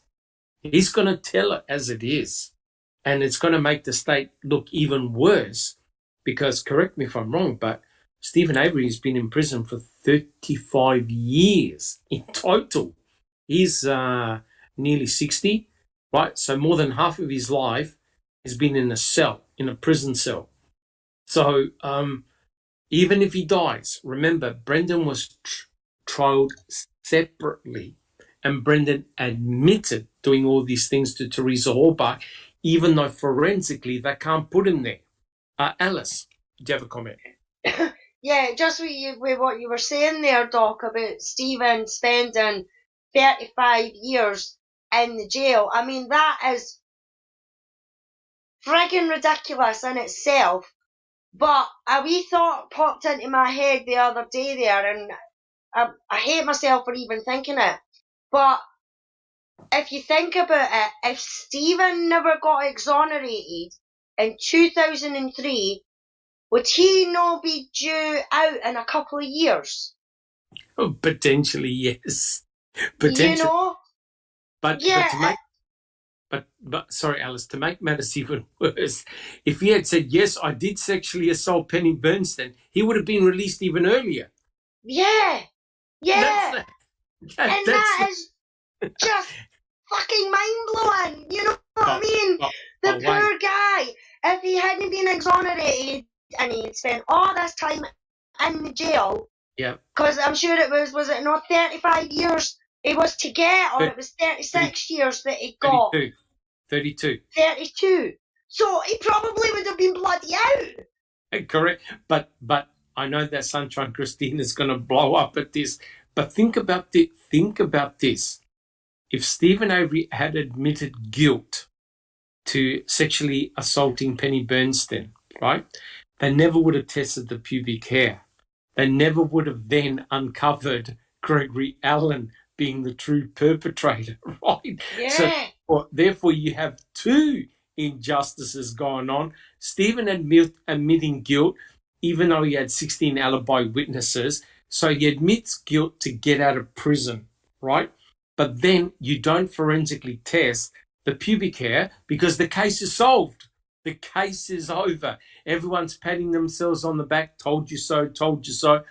But you don't uncover the cover-up by Kacerik and Vogel, and you don't uncover the true perpetrator of that crime, which goes to show that if you admit to something you didn't do, the actual person who committed the crime or crimes is walking free on the streets. Yeah, but just because we know how Stephen is and he protested his innocence all that time, you know, he would have been getting out round about now, this year or next year, and done his full time and everything like that, you know. Would they have left him alone? No, Alice, I agree with you. But think about it. Is liberty worth the price, knowing that everyone in society is saying, you sexually assaulted this woman? When you did it, you are destroyed. Someone will take him out. Someone will take him out. I'm telling you, better to remain in prison and plead your innocence than plead guilty and then be released knowing that you're innocent, because society will destroy you. Yeah, You'll be destroyed. 100%. You would be destroyed. Think about it. Stephen had the guts and the gumption to sit in prison and say, I never went anywhere near Penny Bernstein. By the grace of God, with one pubic hair, he got proven correct. And that's why he was the champion and hero of the Innocence Project. That's exactly why Ken Kratz wants to destroy Stephen and the Innocence Project and Kathleen Zellner and making a murderer. For that very reason. For that very reason, guys. And that's why Stephen today can say, yeah, look, a moment of madness. I killed Teresa Horbach. Don't ask me why I did it. It was a moment of insanity. I don't know how I did it, but yeah, I did it. Right? He's already clocked up 35 years in prison. They release murderers sooner than that. But he's not going to do it. He lost his mother. He saw his mother die. And he wasn't, I don't believe he was allowed to be released from prison to go to the funeral. No. And he's still, to this day, maintaining his steadfast innocence. Jack 61. Yeah, before you move on, Doc, I just want to make the comment that when I think about this, another thing I thought about this case, and Brendan's case even, it's to the links of how far this has gone. And you mentioned Gregory Allen and that whole scenario. I have to think about to myself, how many other cases are just right below the surface that are potentially devastating things that they've done in that state. I know other states have their own problems, but I'm talking about specifically Wisconsin. What I'm saying is they're they appear to be very professional at what they're doing. And it's not like sure, they've made a couple little trip ups and mistakes, but overall, they've handled this pretty well. So like they've done it before. Just saying. Yeah. And look, let's not mince words. Stephen's civil suit was going to shine the spotlight on Wisconsin. They were terrified because it meant potentially if you fluffed up with the Stephen Avery case with Penny Bernstein, what other cases have you fluffed up? So you can imagine investigators, potentially the FBI could come in because now you've got proven corruption. Remember what Dr. Neverly's favorite scientist, Dr. LeBeau, remember what he said? Oh, yeah. The FBI is involved in rooting out corruption. Hello? If you now proved corruption in the 1985 case, the FBI comes in. They look at corruption in office. They're going, okay, how come Stephen got set up? Why was he set up? How come you let a serial rapist on the street for an additional 10 years? What other cases have you screwed up? Which means they look at the lab techs, they look at the laboratories, they look at the handling of evidence.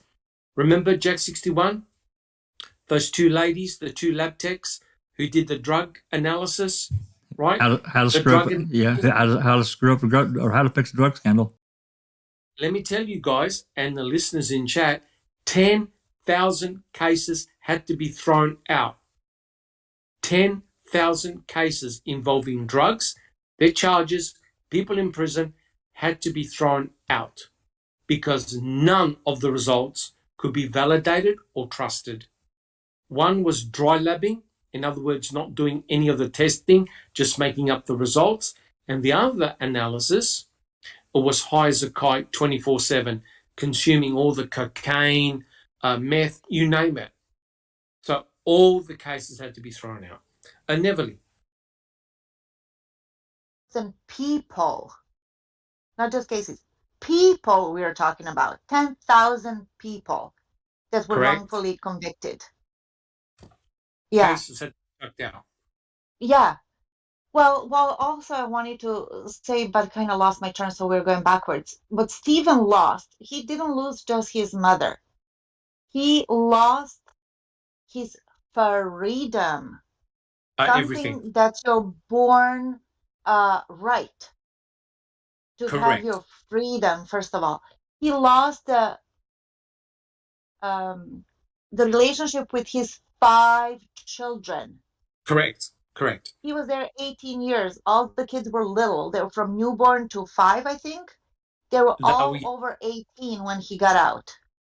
Correct. You cannot, no money in the world, $36 million, $100 million cannot repay and replace that. First of all, his freedom, then his marriage, then 5 children. A father Correct. is very important in their children's lives. Kids Correct. need their parents, right? Correct. Correct. And now what's happening, and he's still there, and he's not going to admit it. So there's got to be a reason. There's got to be a reason to risk it all. Correct. 100% agree. All right, guys. Well, look, I'm very conscious of the time, but what I'll do, let's finish this off, and next week we can actually start the chapter proper and look at the forensic evidence, because trust me, this particular chapter was very, very hard to read. It's terribly written.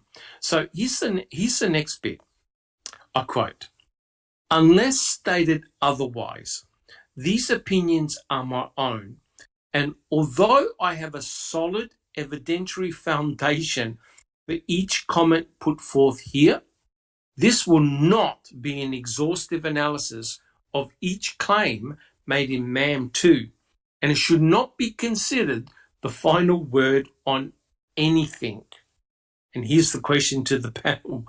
What was the purpose of writing this chapter? Can anyone tell me? Why did Ken Kratz bother, after making a Murderer 2, why did he bother writing a second edition? Susan, do you have an answer? Why did he write a second edition? Susan, you got to... He had another chance to have a little attention, and he has to defend his case. Correct. To the end. Correct. Very good point. Sunshine Christina. He had a chance to sell some more books, make some more money. Correct. So, in other words, potentially self-serving, right? Self-serving. It had nothing to do with finding the truth. It was essentially self-serving. Just Rhonda. Totally.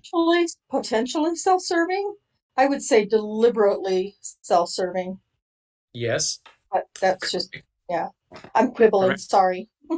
No. I'll be very interested to hear Susan's analysis of first edition versus the second edition. Be very interesting to see what he left out and put in. Jack 61. Which was going to be my point there, Doc. We know of a few things that he altered, but I think it was a chance to try to talk about Brendan's appeal and all that. That's definitely was a part of it. But I think it was also exactly what we're just talking about. He knew that, I think he was told that there were a number of mistakes in that first book, pretty glaring ones. Yes. And it was a chance for him to correct it. Correct. 100% correct. All right, guys. Well, look, what I'll do, because we're getting along a little bit in time. I want to read this out. There are 2 passages I want to read out, then we'll close the podcast. Okay. Now, Ken Kratz actually said what the actual aim of his chapter was. I'll read it out. This is this chapter here. "I intend to outline by topic the claims made in the follow-up and highlight for you, the reader, just how dubious these are. Sadly, you will see more accusations made against innocent citizens, accusations that the weight of evidence does not support, and finally, I provide several new theories to consider to hopefully stimulate thought and discussion from those intimately familiar with the case's underlying facts. So, as I've said before, buckle up. It's a dark ride. Does anyone want to make a comment about that? Yes. Can you reread again the part that he's going to put out several theories? Theories about what? Well, and finally, I provide several new theories to consider to hopefully stimulate thought and discussion from those intimately familiar with the case's underlying facts. Huh? Oh, wait a minute. Can you feel? What? Can you feel my eyes rolling, Doc? Yeah. You Earth is shaking. You just had two criminal trials. You put both Stephen and Brendan in prison for life, and you're coming up with new theories? Sunshine Christine. I find that very interesting. The underlying facts. What is he speaking of? Well, put it this way. There's no doubt that Kathleen Zellner and her experts have rocked the boat, right? So now what he does in this chapter is he's going to try and counteract every piece of forensic evidence that Kathleen Zellner's experts have uncovered. And he basically outlines all the different forensic evidence, and he tries to destroy it, right? But how he says he's coming up with these new theories, let me tell you, in the Stephen Avery trial, Teresa Halbach was killed in the bedroom. In the Brendan Dassey trial, Teresa Halbach was killed in the garage. So you've got one victim, two death scenarios, and two people in prison. I can't work it out. Just Rhonda. Well, I just think that's just one of the most asinine things he could have said, because he's already held two trials, obtained two convictions, and now he wants to talk about new theories and underlying facts.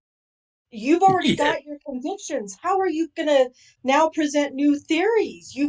That just doesn't make sense to me. That's ridiculous. But you see, but guys, this is the fundamental issue with Mr. Kratz. Now, like I said to you before, he's like a moth to a flame. He can't let it go. He had no rhyme or reason to write this book. None. He was a successful prosecuting attorney in two trials. There was no need for him now to do this follow-up. But let me tell you the reason why he did the follow-up is because of his utter hatred for making a murderer, their directors, and people like you and I who ask the hard questions. He cannot stand that. The mere factor that Stephen is now represented by a hot shot attorney, he's terrified. Neverly, do you have a comment? Do I have a comment? Oh, yes. I do. Yes. Yes, I do. As you said, he's now he wants to talk about different scenarios and different theories. When, as you said, as everybody knows, there was one victim, two different crime scenarios, two different timelines, right? Correct. Didn't he say in Stephen's trial, one and only one, or one only man who did this? Correct. Points to Stephen Avery. Correct. So never mind that. Here comes Brendan Dassey. So he is all over the place and he gets away with everything. However, karma did knock on his door, rightfully so. He opened it and he got what he got, which is just unrelated to this crime that he did in these cases. So something did catch up with him, but I don't think that was enough. And I think that this prosecutorial immunity needs to go. Yep. No, This this is not. umbrella needs to go. And This, then let's see how they're going to behave. Yep. This is far from the end. You can see from his writings. In my opinion, he's deeply disturbed by the conviction of Brendan Dassey. There's something in the way he writes. In the back of his mind, there's something that bothers him about Brendan Dassey. He continuously has all these embedded confessions when it comes to Brendan Dassey. And it's very interesting that there are guilters out there, that say Stephen Avery guilty, Brendan Dassey not guilty. Now, that in itself says a lot. It says a lot. When you have a guilter saying that Brendan Dassey, what he did, he couldn't have done it. And I forgot the guy's name, but there's a detective, ex-detective who put out a series on YouTube. He's cold case detective, and he put out a series of videos on Stephen Avery, Brendan Dassey, which Kenneth I almost blew up. Kenneth Main. Yeah. I almost blew up my iPad, where in the same breath he mentioned Ted Bundy and Brendan Dassey in the same sentence. Oh my. Right? That's right. And I wrote a huge response, and it got deleted, of course. But what I'm trying to say is, you could tell that guy, when he was going through the scenario, the look on his face said it all. He's going, no, that doesn't make sense. No, Brendan couldn't have done that. I don't believe this. Now, if he's an ex-detective and he's just cursory looking at the information, and even he's raising eyebrows thinking, this is all bullshit. This could not have happened. The question is, how did the state successfully prosecute Brendan Dassey? That's what does my head in. I cannot work it out. Yes, there is damaging forensic evidence against Stephen. No question. That's what we're here for, to discuss the forensic evidence. Look at the pros, look at the cons, try and work it out. But with Brendan, what can you say for that poor kid? What can you say? All right, guys, do we have any comments? All right, we're all good. Well, look, guys, what I like to do, I like to read this final passage out, and then we'll call it quits, because we've gone for a couple of hours. So what Mr. Kratz has done, he's tackled every piece of forensic evidence, and he started with the blood. And I'll read what he wrote under the section called the blood, and we'll discuss this next week. I'll quote, Kathleen Zellner uses the second season of Making a Murderer in part to advance theories about what happened to Teresa Halbach on October 31st, 2005, which she claims are supported by, quote, new testing by a stable of well-known experts. Unfortunately, to do this, she employs a strategy used by many less than scrupulous attorneys, exaggerating or flat-out mischaracterizing the significance of scientific test results in the hope of better fitting them to her ever-changing narrative of the case. Guys, do we have any final comments on that one? Any final comments? Is Mr. Kratz showing any respect at all to Kathleen Zellner and her experts? Alice? No, not one bit. No, you could tell he's openly mocking her and her experts, correct? Yep, definitely. I mean, especially when I'm saying that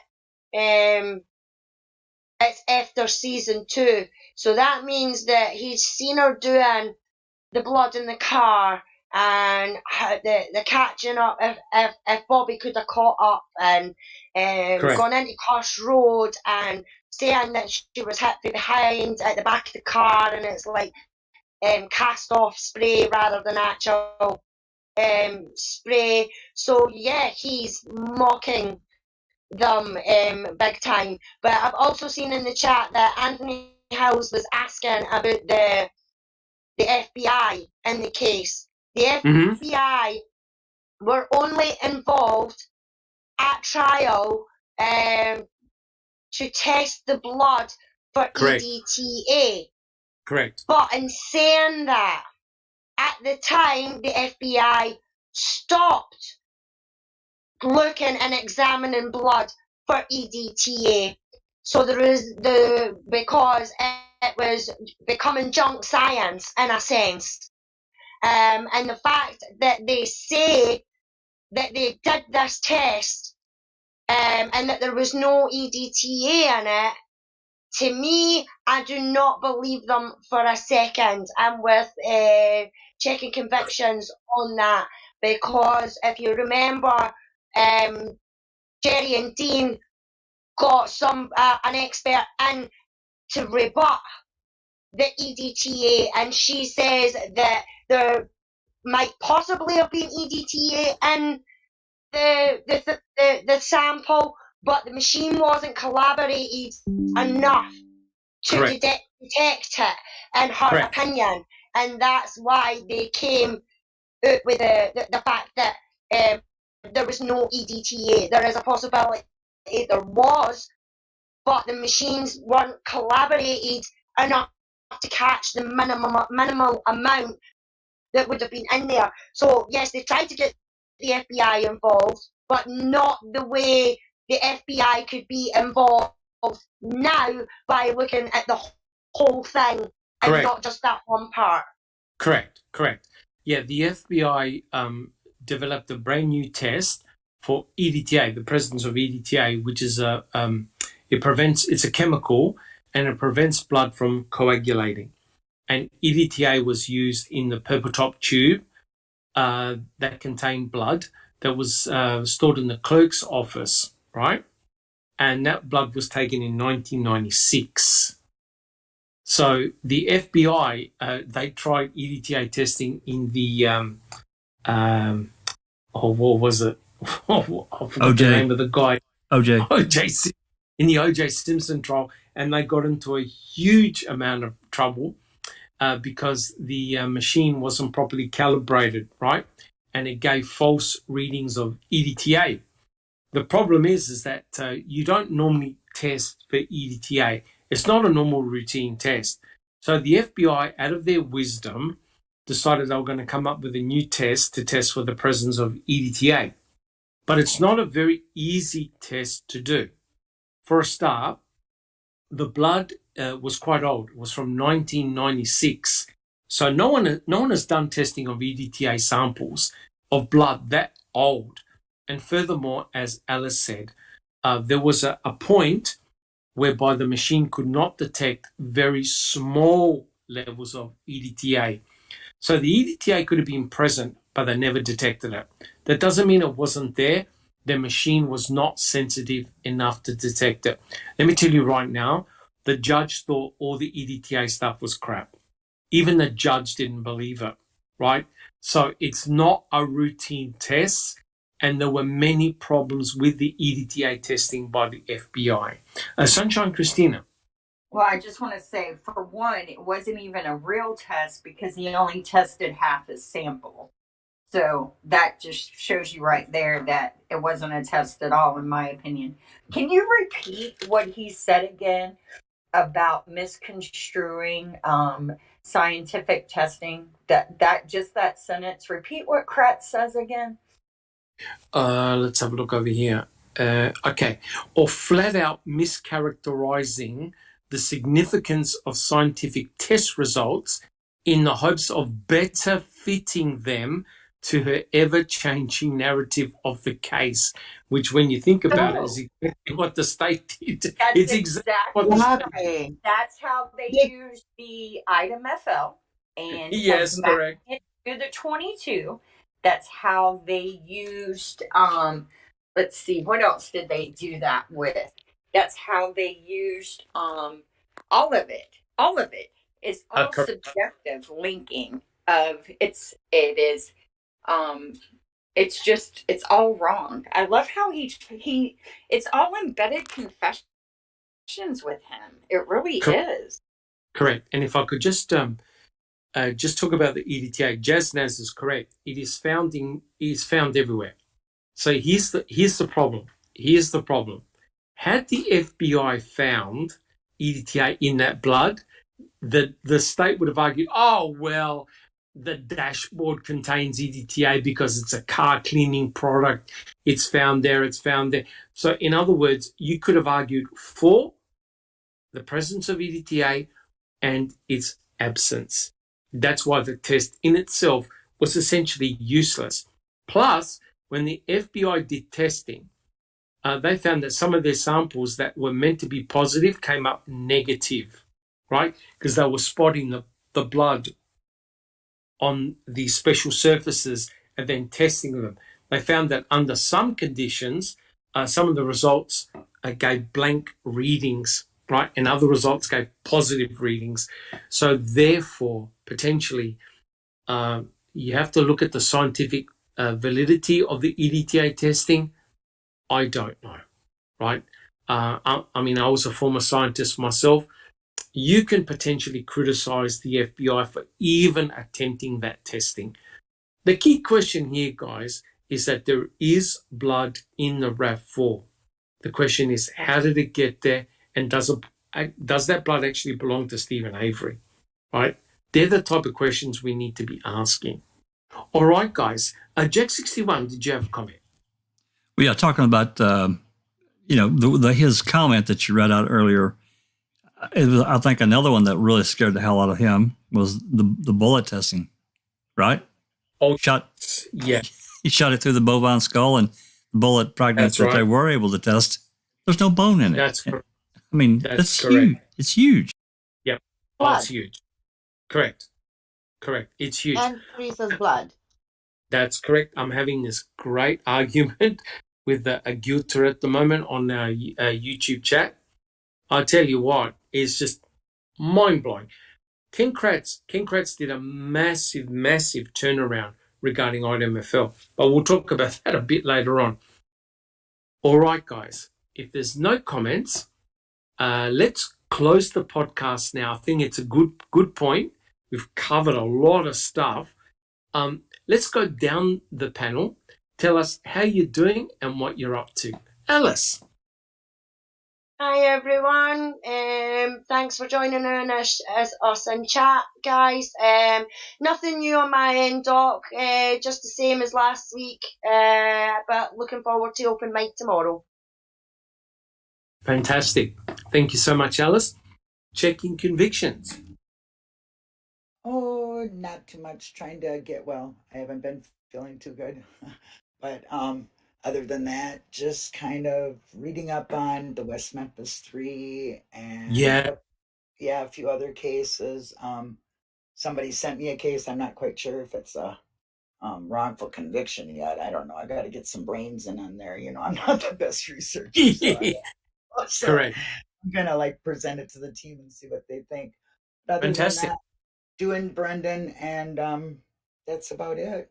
I'm kind of sad about Brendan. He doesn't get any visits right now, and he does have he tested positive for COVID. For COVID?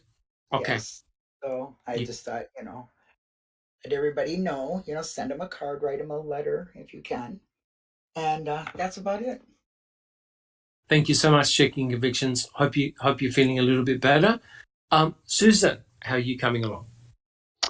I'm coming along just fine, thank you. I was wondering if you might want a little sneak peek on the changes. Yeah. I just found this one randomly on looking for highlights, but it's a pretty good one in the original book, and it's in chapter 4, and he's talking about Jody's call. Stephen's call to Jody on the 31st. And, the first at the top of the page, he actually talks about their call on November 3rd. in Oh. book 1, but book 2 he changes it to November 4th.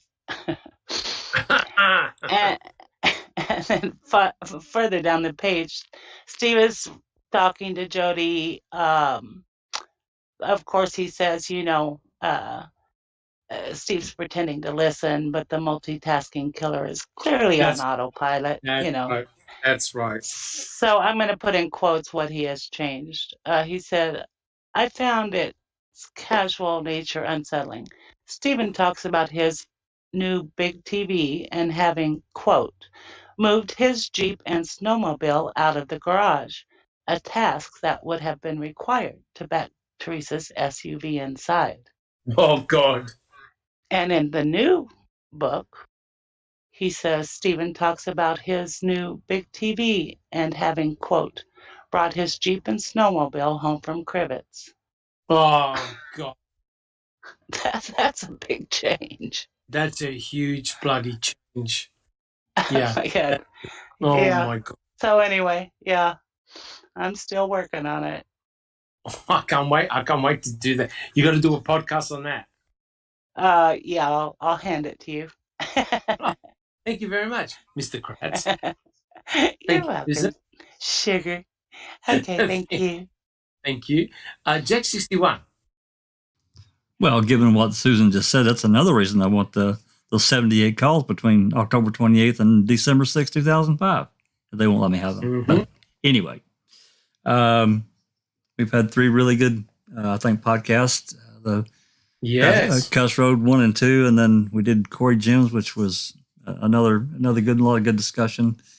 We're going to switch it up this week. We're going to head back to 2005 and the depositions, and we're going to start with Steve Tinker. If we have time, we'll do Monica Burkhart Brist.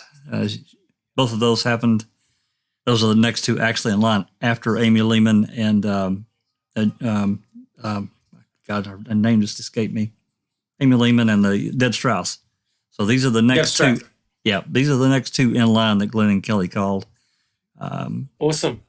Yeah, I mean, and the time frame, the timing. We'll talk about the timing and Gregory Allen just a little bit, but I want to be sure to point that out. Anyway, that's what's coming. Thanks everybody for coming. Thank you so much. Yep, thank you so much, Jack 61. Awesome. Just Rhonda, have you got anything to say? Oh, Doc, I always have something to say. Thank you for asking. Whether it's relevant or popular or not, I won't admit to any of that. But yeah, just kind of doing the same thing. I'm thinking we're going to wrap up my Bob Macy series this week on Wednesday, and I will be very busy. Have been very busy redacting some video. I just lost the name. Depositions, gosh. Video depositions. Anyone who's interested at all in Daniel's case, and everybody should be. There are many depositions that have been taken in his civil case. Yes. And including from, I want to say most of the accusers and a lot of the investigators and things like that. In his case, they've done video depositions, and I've started redacting those so that I can release them on my, I think right now we're thinking on my YouTube channel. And as soon as I get one redacted and get permission, I'll release it. And I'm hoping that it'll bring a lot more interest and awareness to Daniel's case. Excellent.